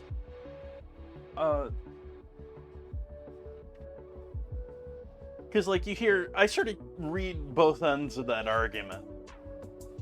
Like I hear people say, oh, you want them to climb up the sides of the bowl. And then like this recipe here was like, I didn't do it, but they were suggesting for proofing, coating the bowl in oil so that it doesn't stick. I don't know which one's right, but I hear both ends of that argument.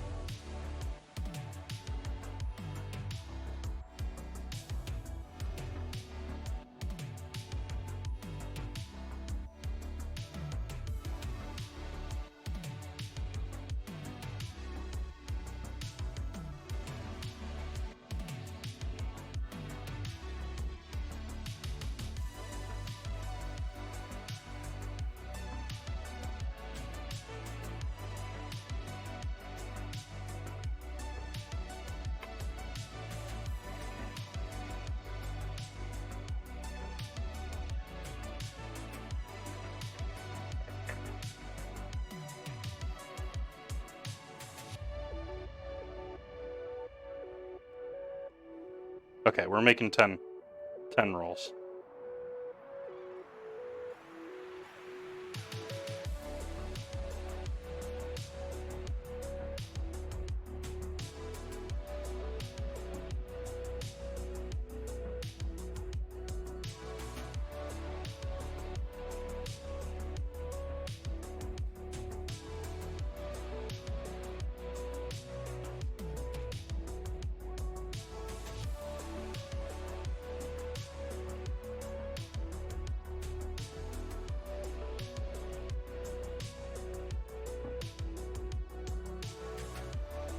Yeah, I would agree with you with 2000 Zoltan Brown.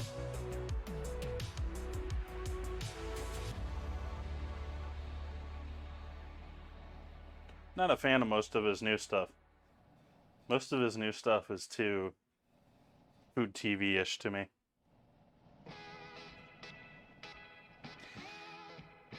He's been sucked into the system for too long.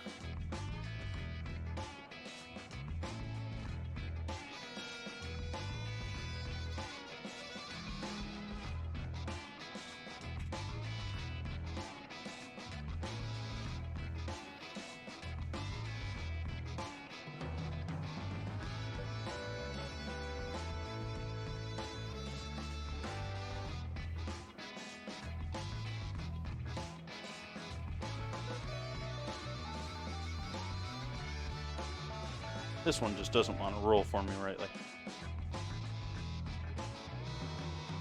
It just doesn't want to roll for me. We'll put this one sort of in the center of the 2 rows.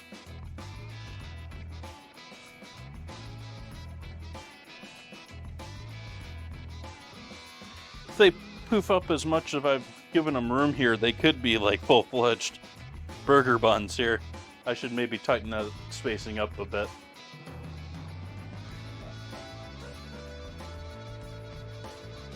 These days, Zeeks, I actually look much more to Kenji. Yeah,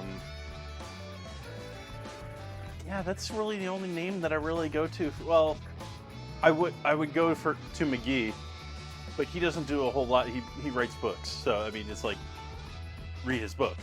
But yeah, Harold McGee or Kenji Lopez Alt.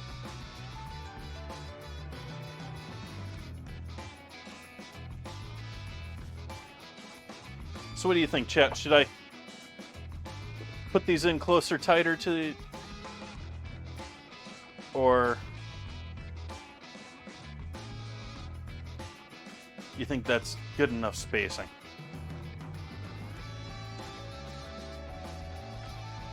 For anyone that wants somewhat of a close-up on what we got here for our rolls.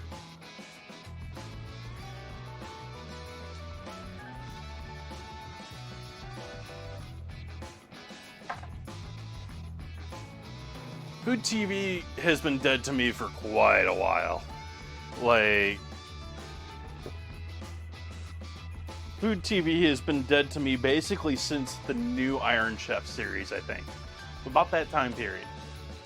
It was around the same time that the Cooking Channel came out, which was their higher premium service. You know, same company, same everything, just you gotta pay more money to get it or be in a higher cable bracket.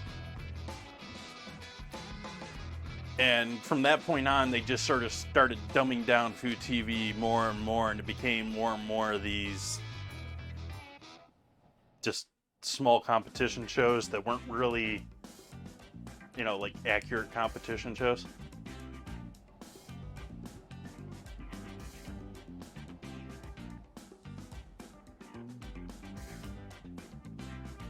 It was entirely because they were doing that. They were trying to push people that were serious about food, pay a couple extra bucks to them to go watch the Cooking Channel. And yeah. Slowly, Food TV turned into the same thing that happened to MTV.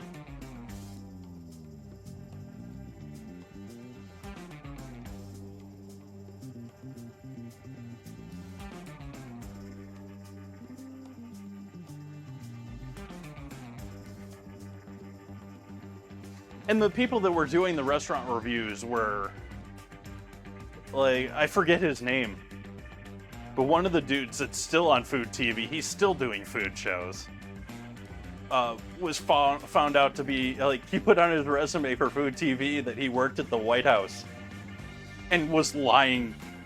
I mean, why is this guy still on TV?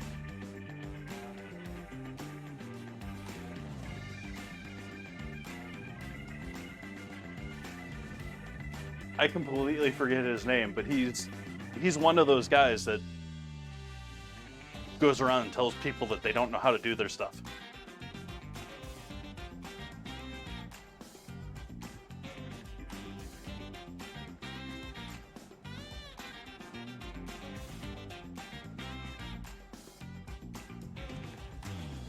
Yeah.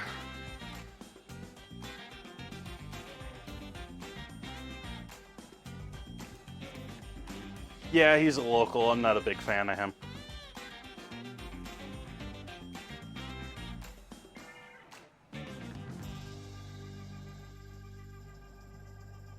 I forget what he was. He's like constantly in the local media for stuff. Like he's constantly like, he was doing some dinner or some food event or something here, and he was getting the radio in it all and this stuff. It just, yeah. It seems to me like he does a lot of stuff to get his name in the newspaper here locally, but at the same time, not a lot of people seem to have fandom over him here locally too. But when you actually talk to people about what he does and what he's accomplishing there, it's sort of like, really? I'm doing pretty good, Caffeine. Welcome in. Welcome into anyone else that's coming into chat. We're chatting right now. We're just chatting right now because we're waiting on things to be done. We got our bread that's proofing, our slider rolls, or maybe slightly larger than slider rolls. We got a lovely beef roast going on in the oven. And we have our prep here, minus the beer, for our onion rings.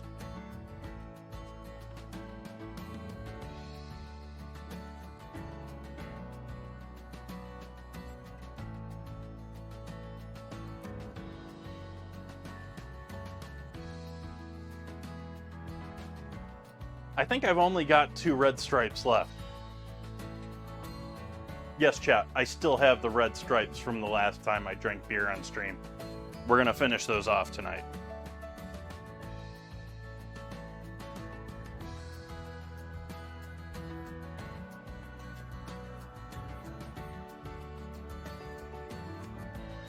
But every time that the firefighters are doing something here, typically whenever there's a fire in Sonoma County, a forest fire of some size, whether it's large or small, they stage at the county fairgrounds and the Veterans Building across the street in Santa Rosa. And it seems like every single time that happens, you have a news article, you have the radio going that Guy Fieri is bringing his kitchen trailer to the veterans to feed all the firefighters that the state's feeding anyways.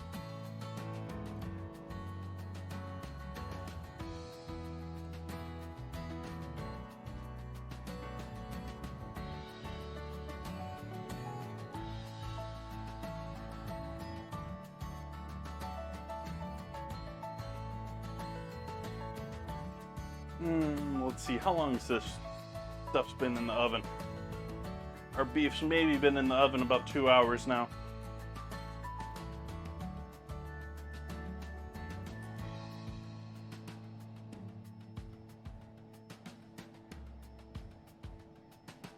Bobby Flay, I've always been sort of torn on. Like, he's absolutely TV personality.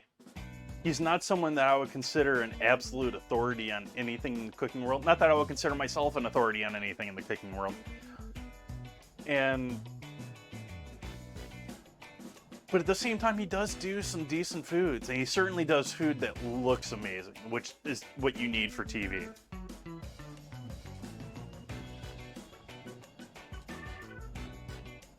But is that on all the time? Like, I don't watch food TV so much that I've only seen like a couple of those. Like, he was just starting to do that stuff when I basically stopped watching.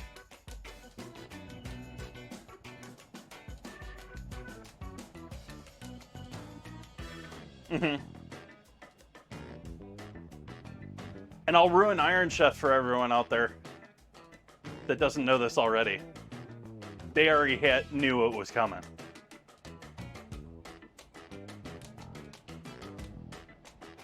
There wasn't any surprise there. Well, there was a little surprise there. Their contestants before Iron Chef were given a number of different menus that they had to create ahead of time for a number of different ingredients. And so, while the specific ingredient that was happening in in the US version, you know, they already had a planned menu otherwise. So it's not like it's these people are creating these restaurant level, very complex dishes entirely on the fly. Like, they love to play it off like it's that. But that isn't the truth.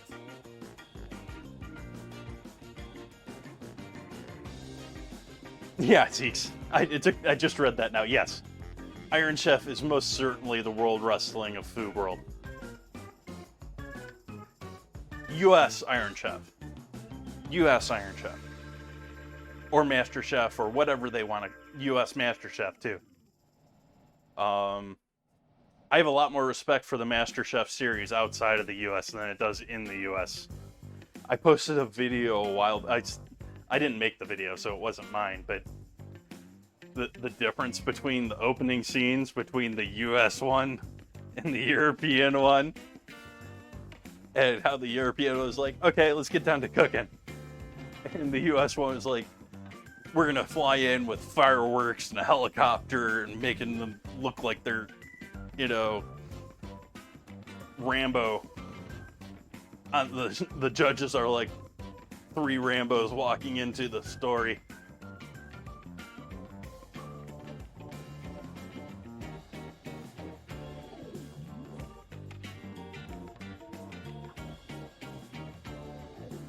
Gordon, I differ on, and I'm sort of in the same camp with Gordon that I am with Alton.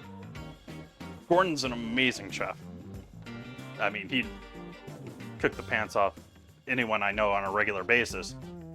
At the same time, and he's certainly earned all of his Michelin stars and all of his work in the restaurant world, and working under Marco Pierre. I'm absolutely in envy of that. However, Gordon today is certainly not that same Gordon that I had all that respect for before. Today he is very much a TV personality, internet personality that, drops things like, what's Twitch? Just to get, the media out of it.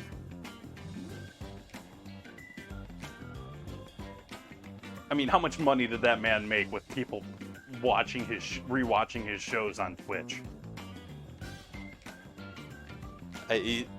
Just the carry-on and the publicity, and he may have made absolutely nothing on people stealing his content from Twitch, but he certainly got his name out there.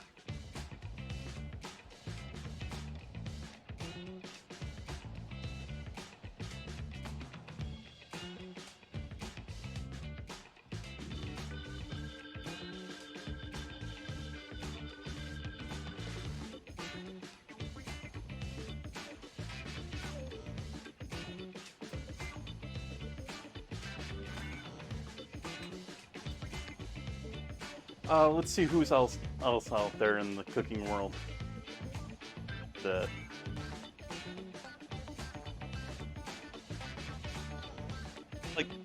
I actually have a ton of respect for Emerald. Still to this day. I think I actually... I mean, he sold out his businesses in the 2008 crash.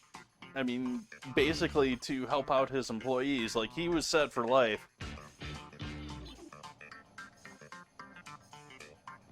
But in order to keep his businesses afloat and his employees going with his businesses, he signed over everything, basically, to Martha.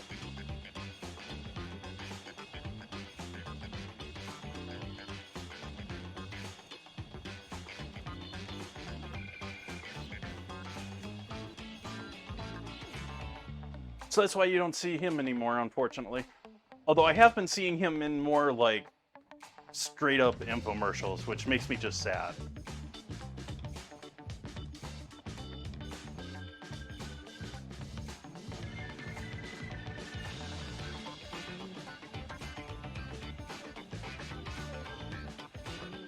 Yeah, his whole,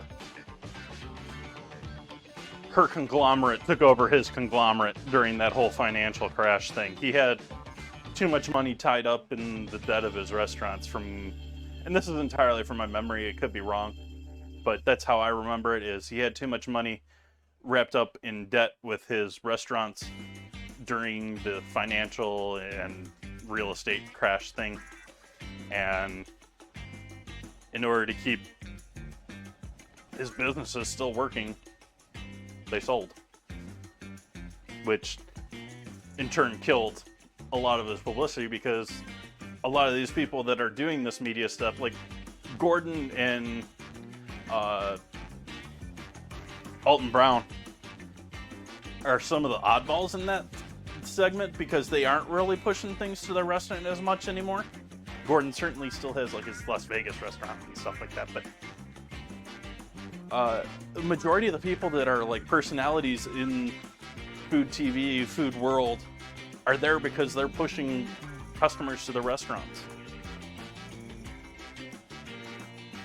Yeah, it's sort of like you do the book to go along with your media, your movie, or whatever you're doing in politics. You got to do the book tour. It's the same thing with, you want to have a restaurant that's known nationwide. That's one of the ways is that you get on TV.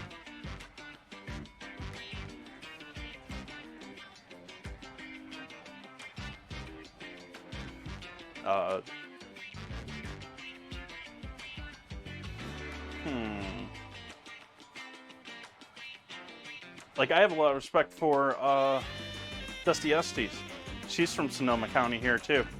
She used to have a restaurant here in Sonoma County. She used to do a whole bunch of stuff on Food TV. She was a regular judge on things.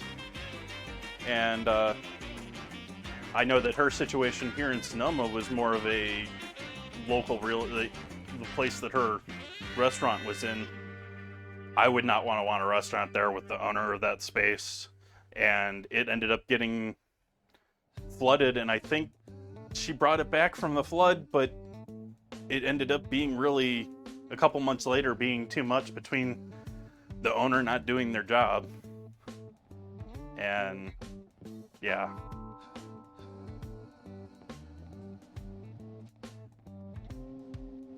So I think she's still doing stuff with like Food TV and stuff like that, but she's basically, she's got ties to a family vineyard. She's got ties, her husband's still doing the bacon company, I think they have, and they still have a food trailer that I think they're doing at the vineyard. But I think she's mostly doing promotional stuff for gleaning services. For if anyone's unfamiliar with gleaning, gleaning is a wonderful thing in the farm world, where you have essentially charities go around and pick up fruit and stuff from farms and local homes that don't have a purpose or a use for it, and use it for charity, use it for good purposes, people that don't have money to eat.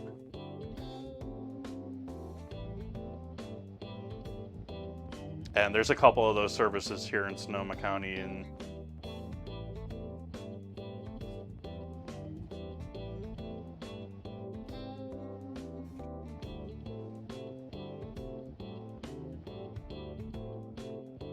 uh-oh.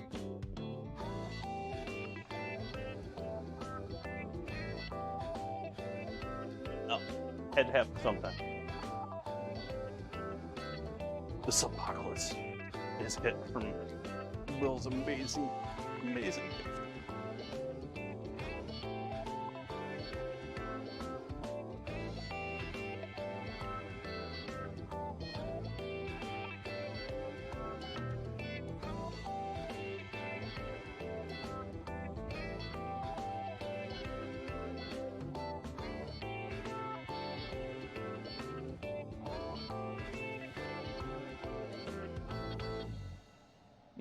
Do I coat my buns with anything tonight? Do we do an egg wash on the buns, chat?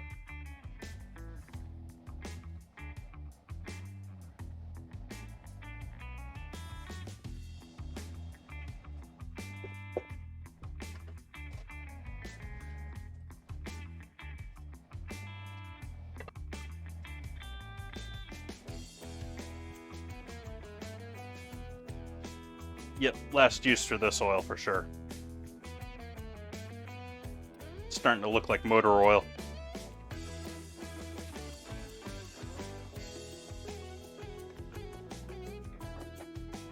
But it'll be fine for onion rings.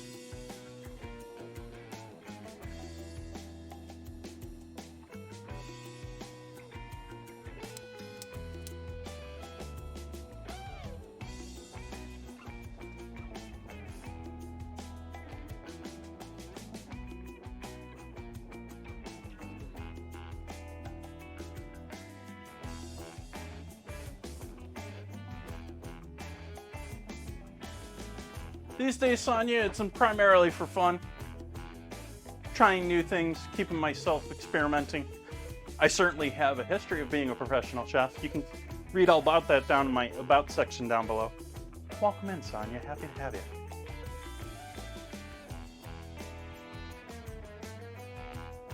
Well, considering the amount of seasoning that I put into here, I know it looks a little bit like flour at this point, but the amount of chicken powder actually turned this red earlier. So there's going to be some flavor there otherwise.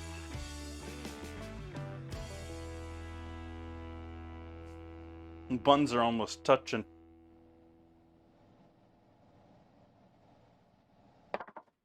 But I think I'm going to do an egg wash tonight. I think I'm going to do an egg wash.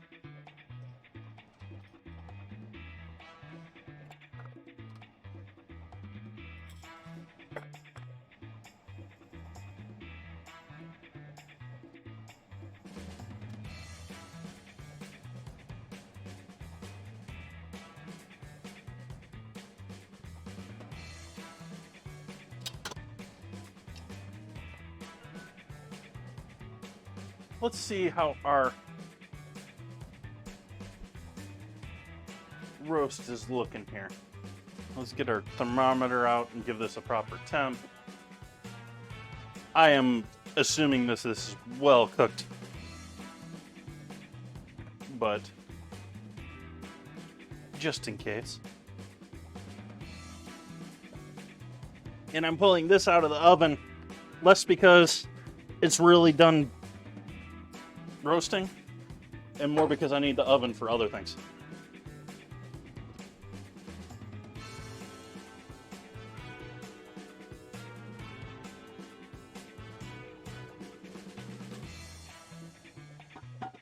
Beef. We have beef. We have beef.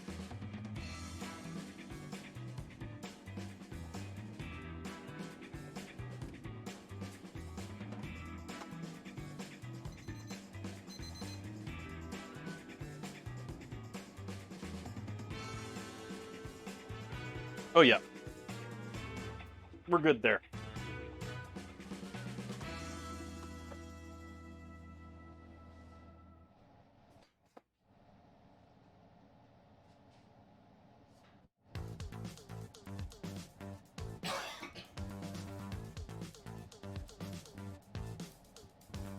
So I'm going to leave the lid off of that and then put that on the back burner to slowly simmer.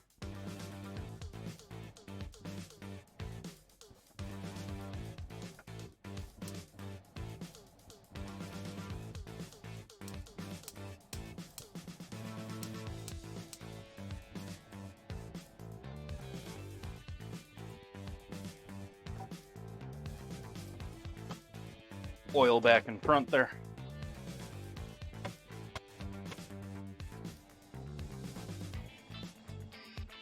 And oven temp up for our rolls.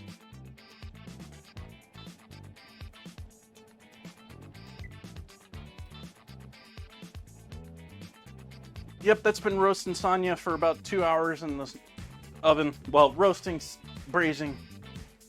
There's a little bit of water in there. Most of that liquid's actually from the veggies and the beef. There was only about a cup of water in there before it started. And so we'll let that reduce down a bit under the heat. Let's make our egg wash for our rolls.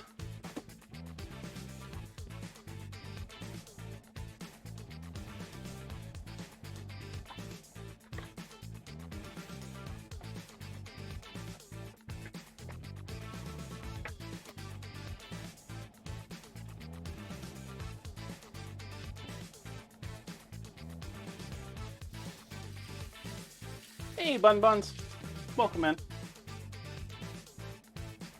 Welcome, welcome, Bun Buns.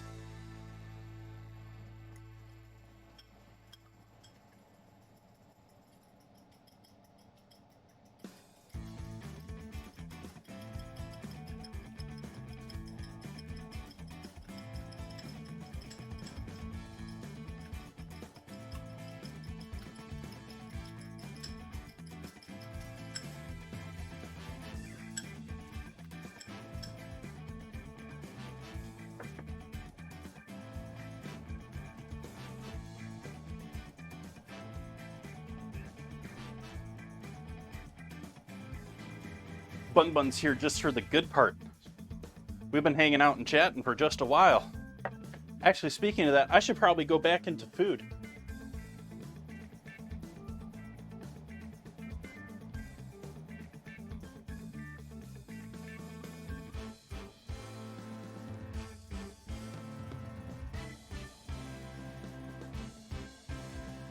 All right, we're back into food and drink on our category.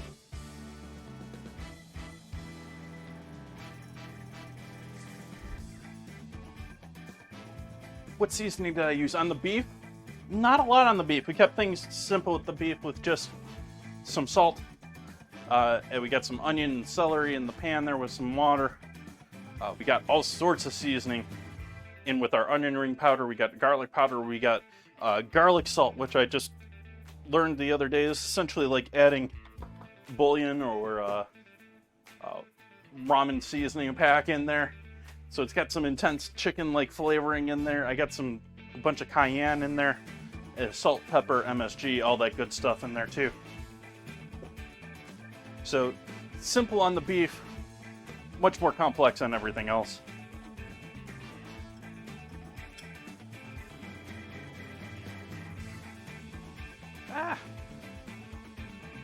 Getting egg on the floor.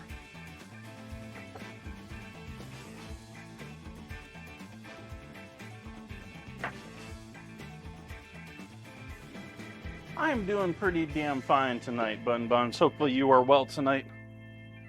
Well rested.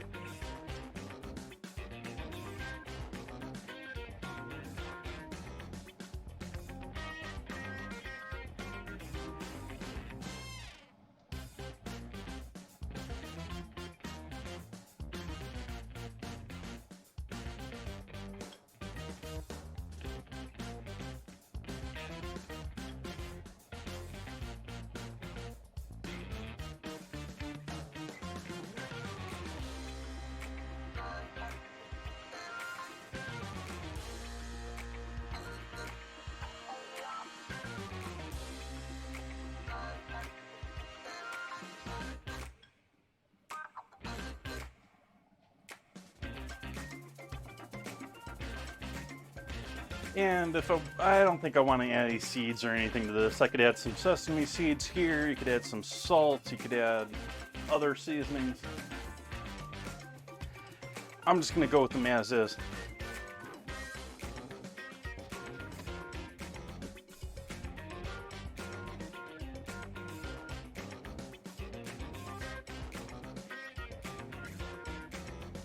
That's awesome to hear, Bun Buns.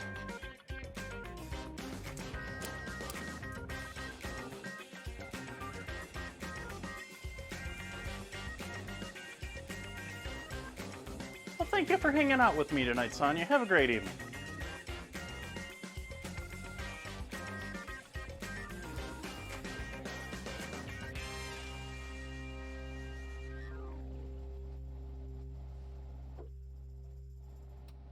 Open up a red stripe here. And get our batter going. See what our oil temp is at. I want to wait for our oil to be somewhat close to able to fry. Oh, we need a moment here.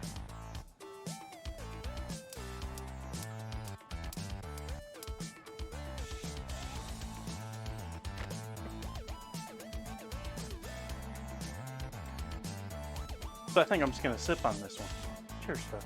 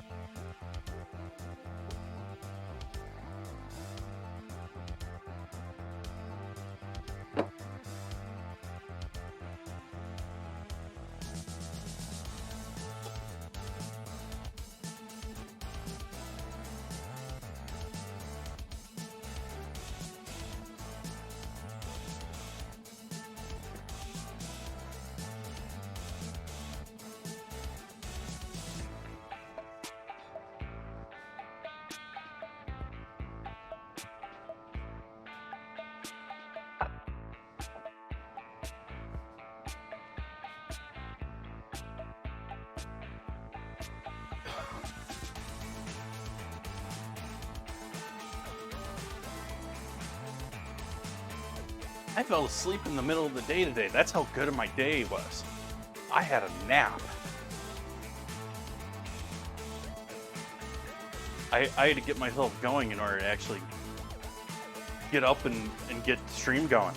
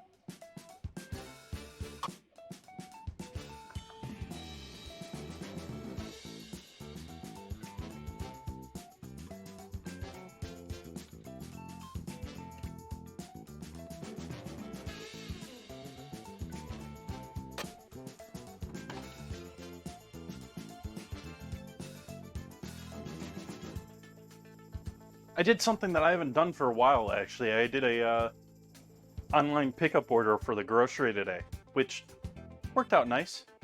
I was just sort of laying in bed and couldn't go to sleep, and so, hey, let's do some grocery shopping while I'm in sleep in bed. So I ordered everything I needed for today while I was laying in bed last night, and picked it up this morning when I went out and did my errands for the day. Came back, had several hours until stream. It was like, nap time.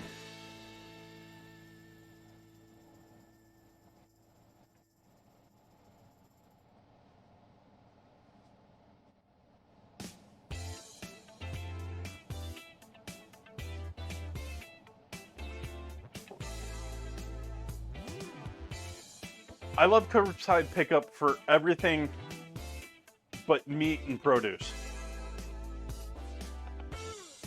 Well, actually, I don't really like it for anything else either, too, because you always end up with the dented cans or the dented boxes, because those are the ones that are fine for them to sell, but no one's going to pick in the store. And so you end up getting the picked over dry goods. And they're generally okay with produce and meat. Like, the meat tonight was looking nice for what I ordered. However, produce, it's been on certain things. Generally, they're not giving you junk stuff like I wouldn't want to use. But it's never, like, I'm always going to pick out better stuff.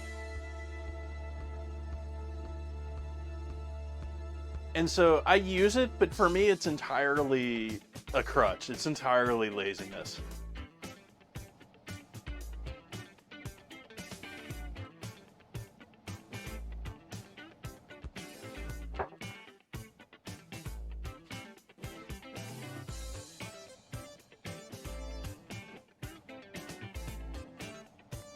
I wish there was more variety around here, though. I say that, and I've got like 5 supermarkets to choose from in my area, but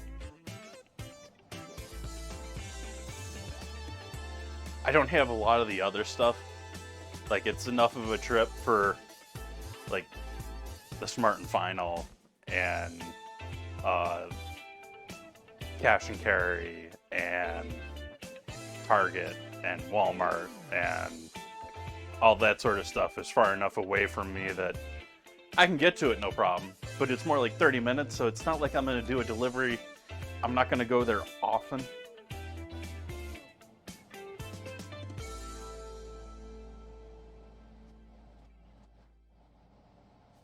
That, and I'm also spoiled with ridiculous produce out here.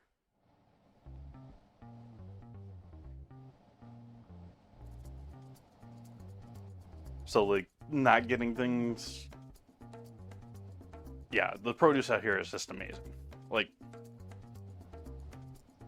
this month, next month, you know, like early April, we'll start having strawberries back. Like, really? We have strawberries, like, practically year-round. It's ridiculous. Love the produce in this state. Even when I was living down in LA, it was better than other places I've lived.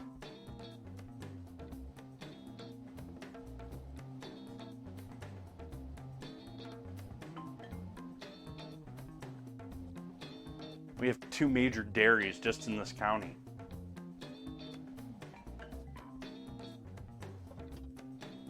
That's the dairy company. So, like, there's like 3 or 4 other, like, we have Rosie based out, chicken based out of here. We have Amy's baking and cooking based out of here. Or organic, or I don't know their proper name. That she did. Let's take a look at her buns and see how they're looking. I didn't put a timer on them. I should have done that.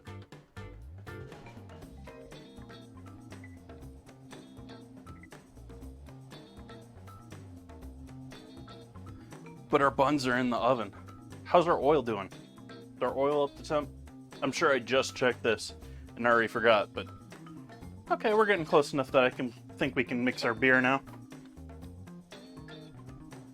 So maybe we have a cup left in here.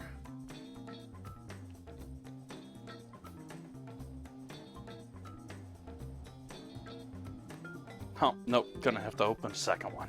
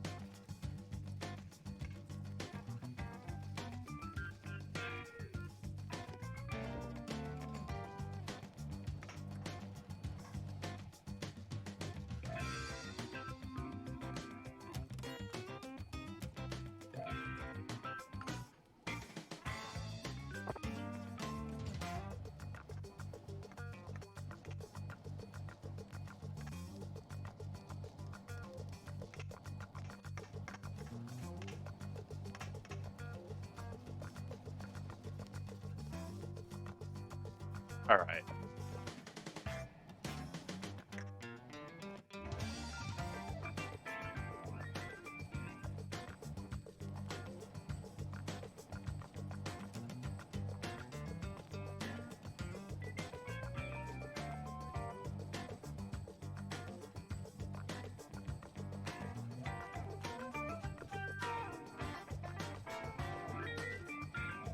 I really want to get a ladle dirty too, and I'm not going to use it for anything else other than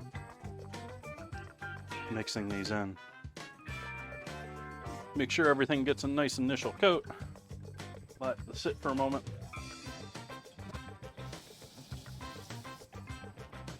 Let's switch over to tong time. Tweezer time. Tweezer chef time.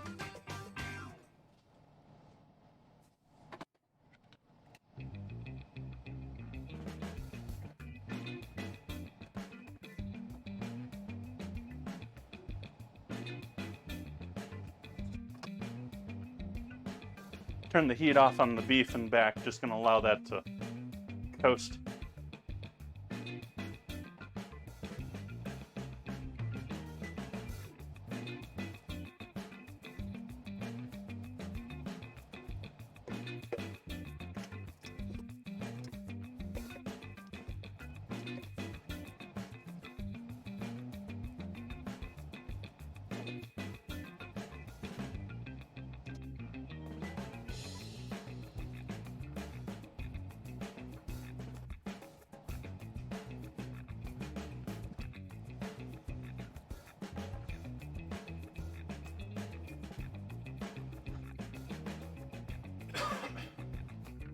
There we go. Excuse me.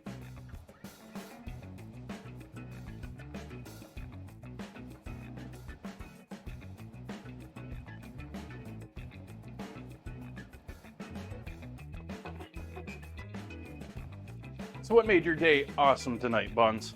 What made what made your night awesome tonight, everyone? Don't have to be just Buns responding.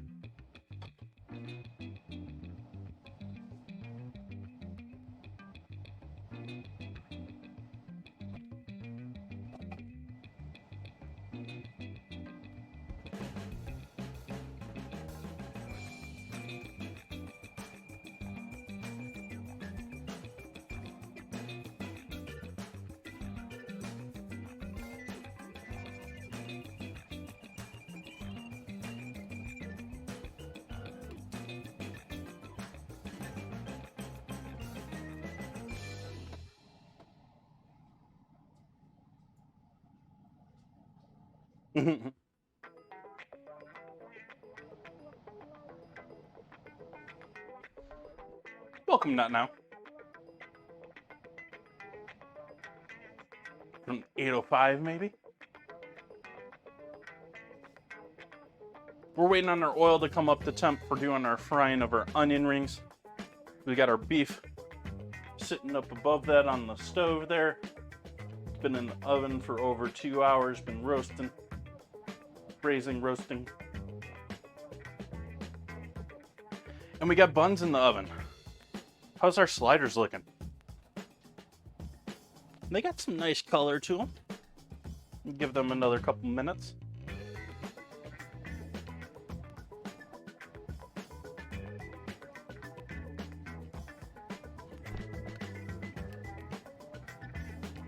I think that's a good indicator. We should get going with those. Give that a little bit of a disturbance.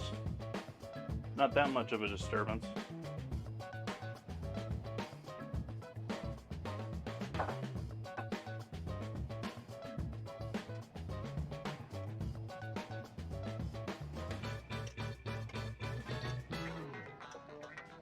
We'll start dropping in some onion rings.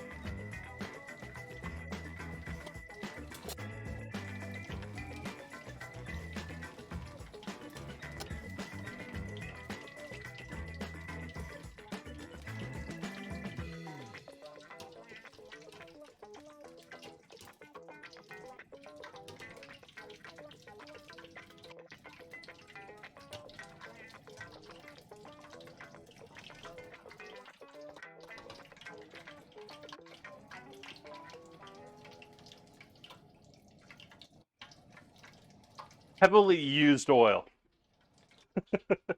It was canola at one point, but I strained my oil. This is absolutely my last use of this oil. So, it is dark, but it is dark because I have used it and made my money out of it.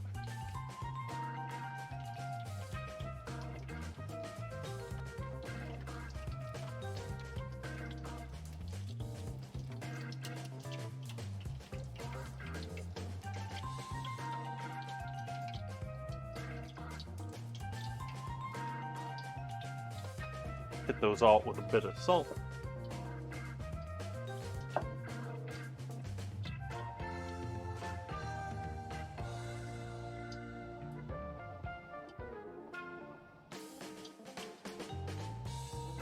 Jeez.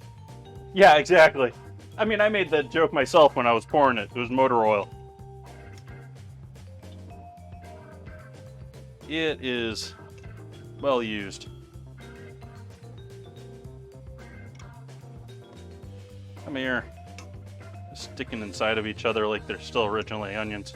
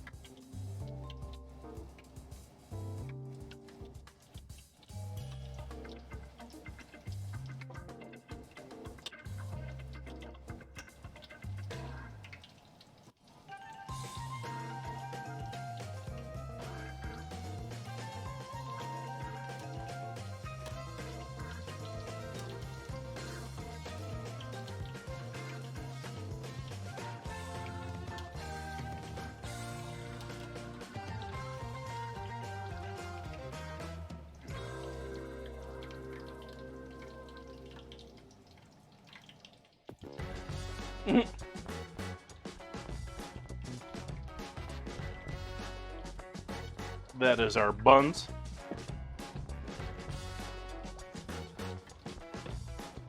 Ooh.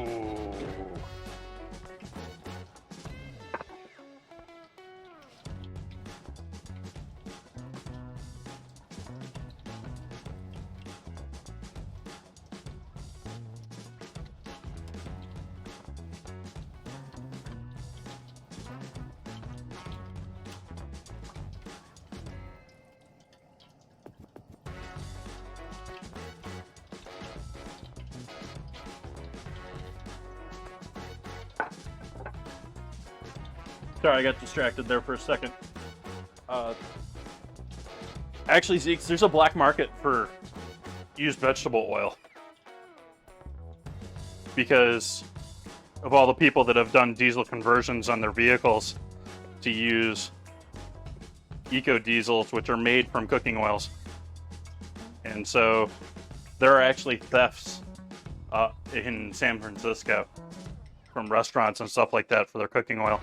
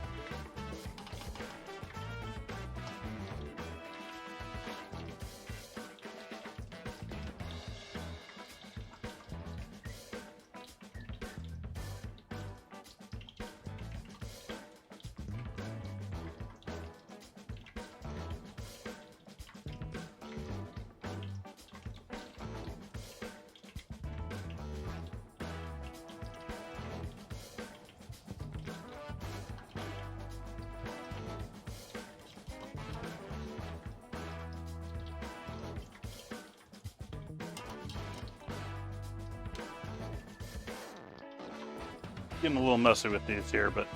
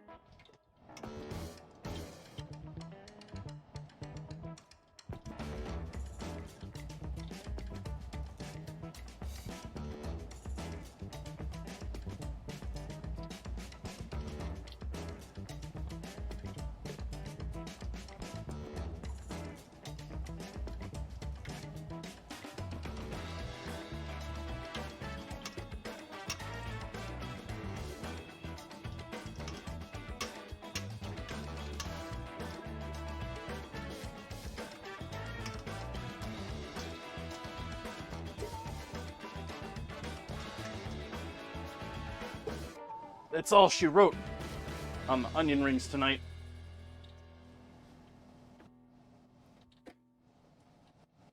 Put another layer of paper on top of that. We definitely soaked through the first batch.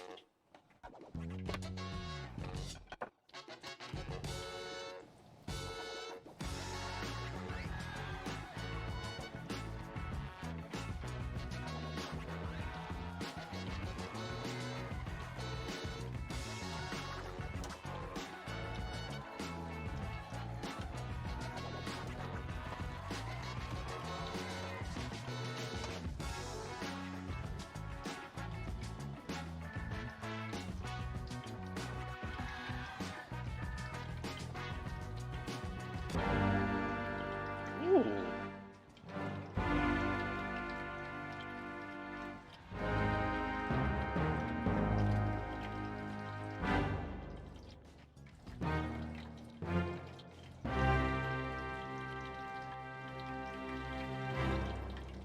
Welcome, Raiders.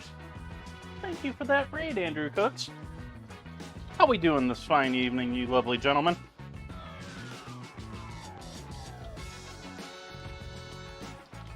Hopefully making some yummy foods tonight and drinking some good beer. I am making a mess of my onion rings here.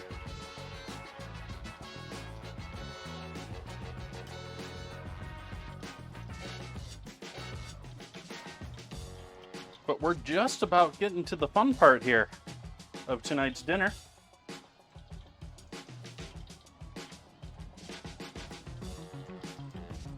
So we got some onion rings going. 2 layers of them there at this point. And turn the heat off on that oil, if I can remember behind me here. Fire off on that. Fires off on the beef in the back there. I can't see it very well right now, but there is a beautiful hunk of beef back there. What am I doing with all my towels? This has been roasting for a couple hours here on stream.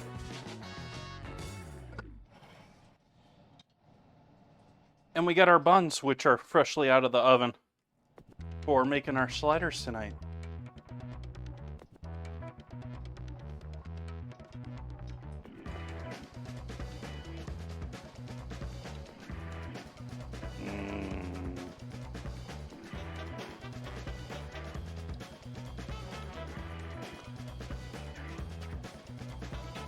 Okay, plan of action from here on out.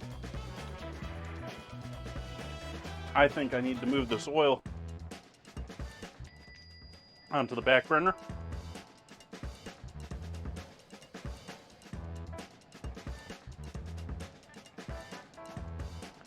I think we need to slice up some of this beef. Let's see how sliceable our beef is.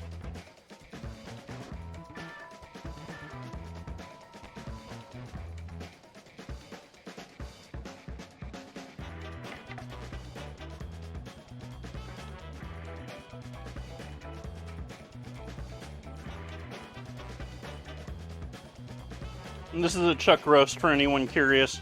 This is not a round roast. This is not your typical roast beef. This is a longer cook, heavier cook,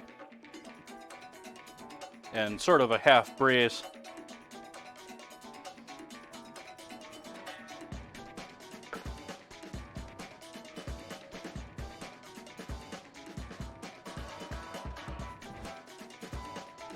So don't expect that rosy, ripe red. This is more like your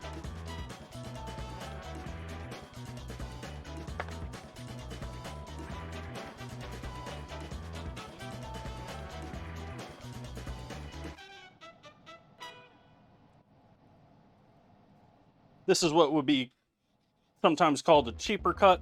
It's definitely a tougher cut and required a bit more braising or a bit more cooking than just a straight roast. Like I was saying before, you want that beautiful ground beef or round roast beef that you get from color and look you get from, say, like, I don't know, I'm not proper place that does roast beef. they're going to give you a piece of top round, piece of something along that line.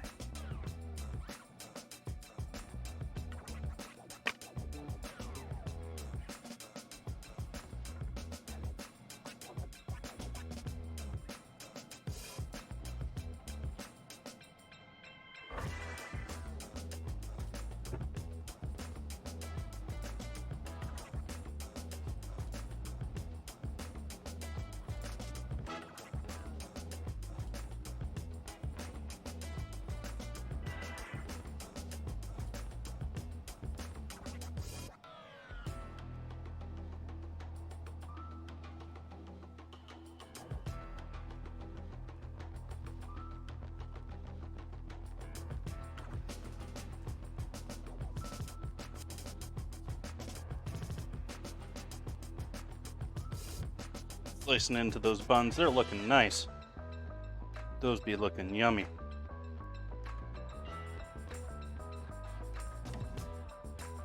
One more maybe.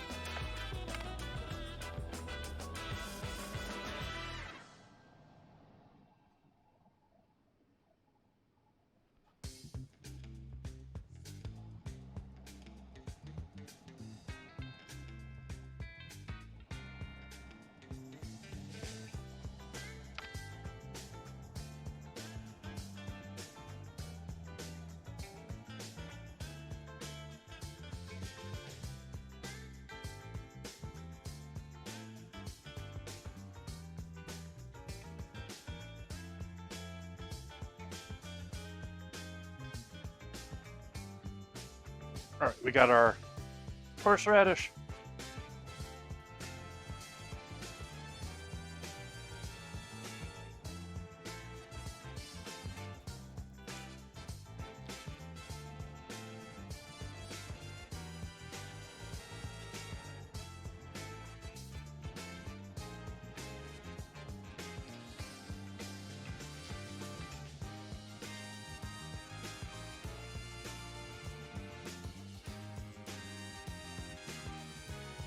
That might have been a bit much. But actual horseradish here. Good stuff.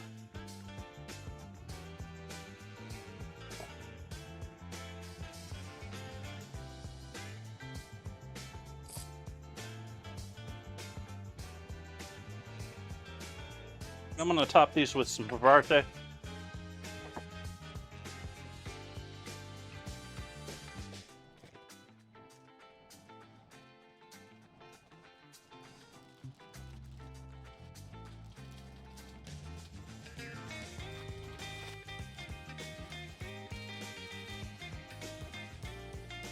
Welcome in, Addictive. How you doing this evening?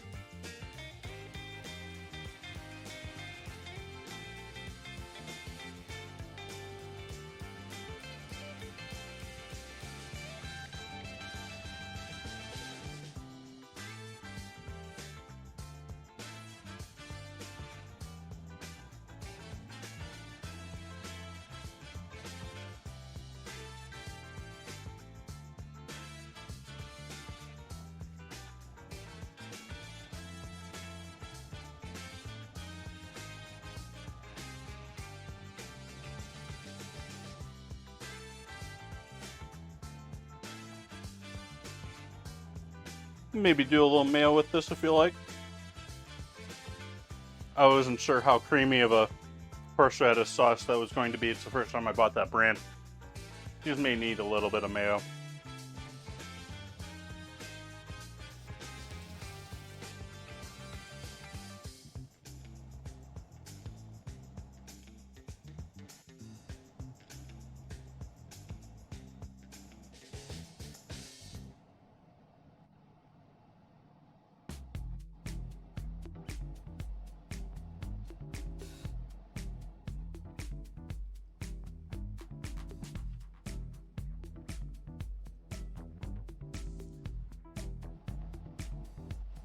there we go, folks.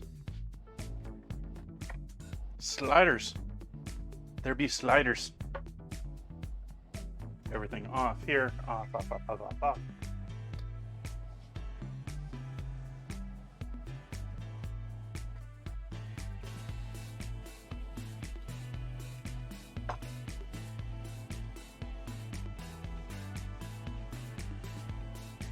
Actually going to take photos tonight. I had a sort of couple of fail nights here. The last couple of nights haven't been too hot with the food.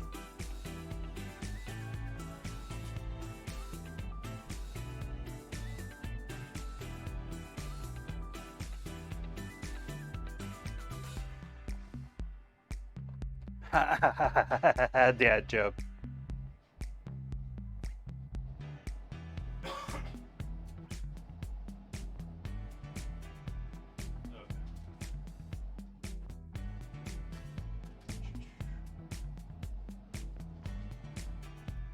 So I appreciate the raid, Andrew Cooks.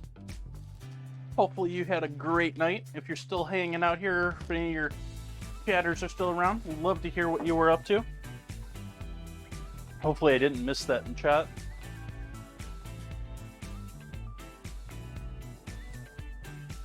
What did I do with the lid to my horseradish here?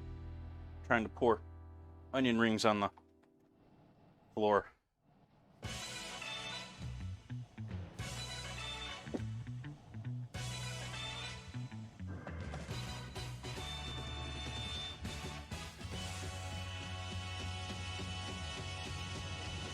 Those two. So as usual, photos will be up in the Discord in a little bit here.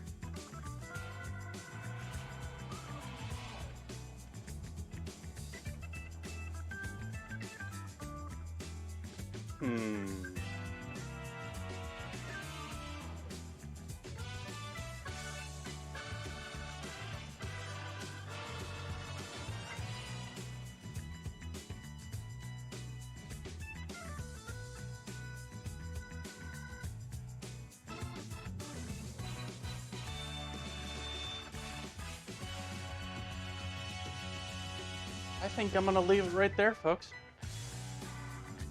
Greatly appreciate everyone hanging out with me tonight. I know it's a little bit of a slower night. It seemed like some of you enjoyed hanging out with just chatting and waiting on things in the oven. Thank you so much for hanging out with me. Greatly enjoyed that. Thank you for all the resubs. All sorts of resubs tonight.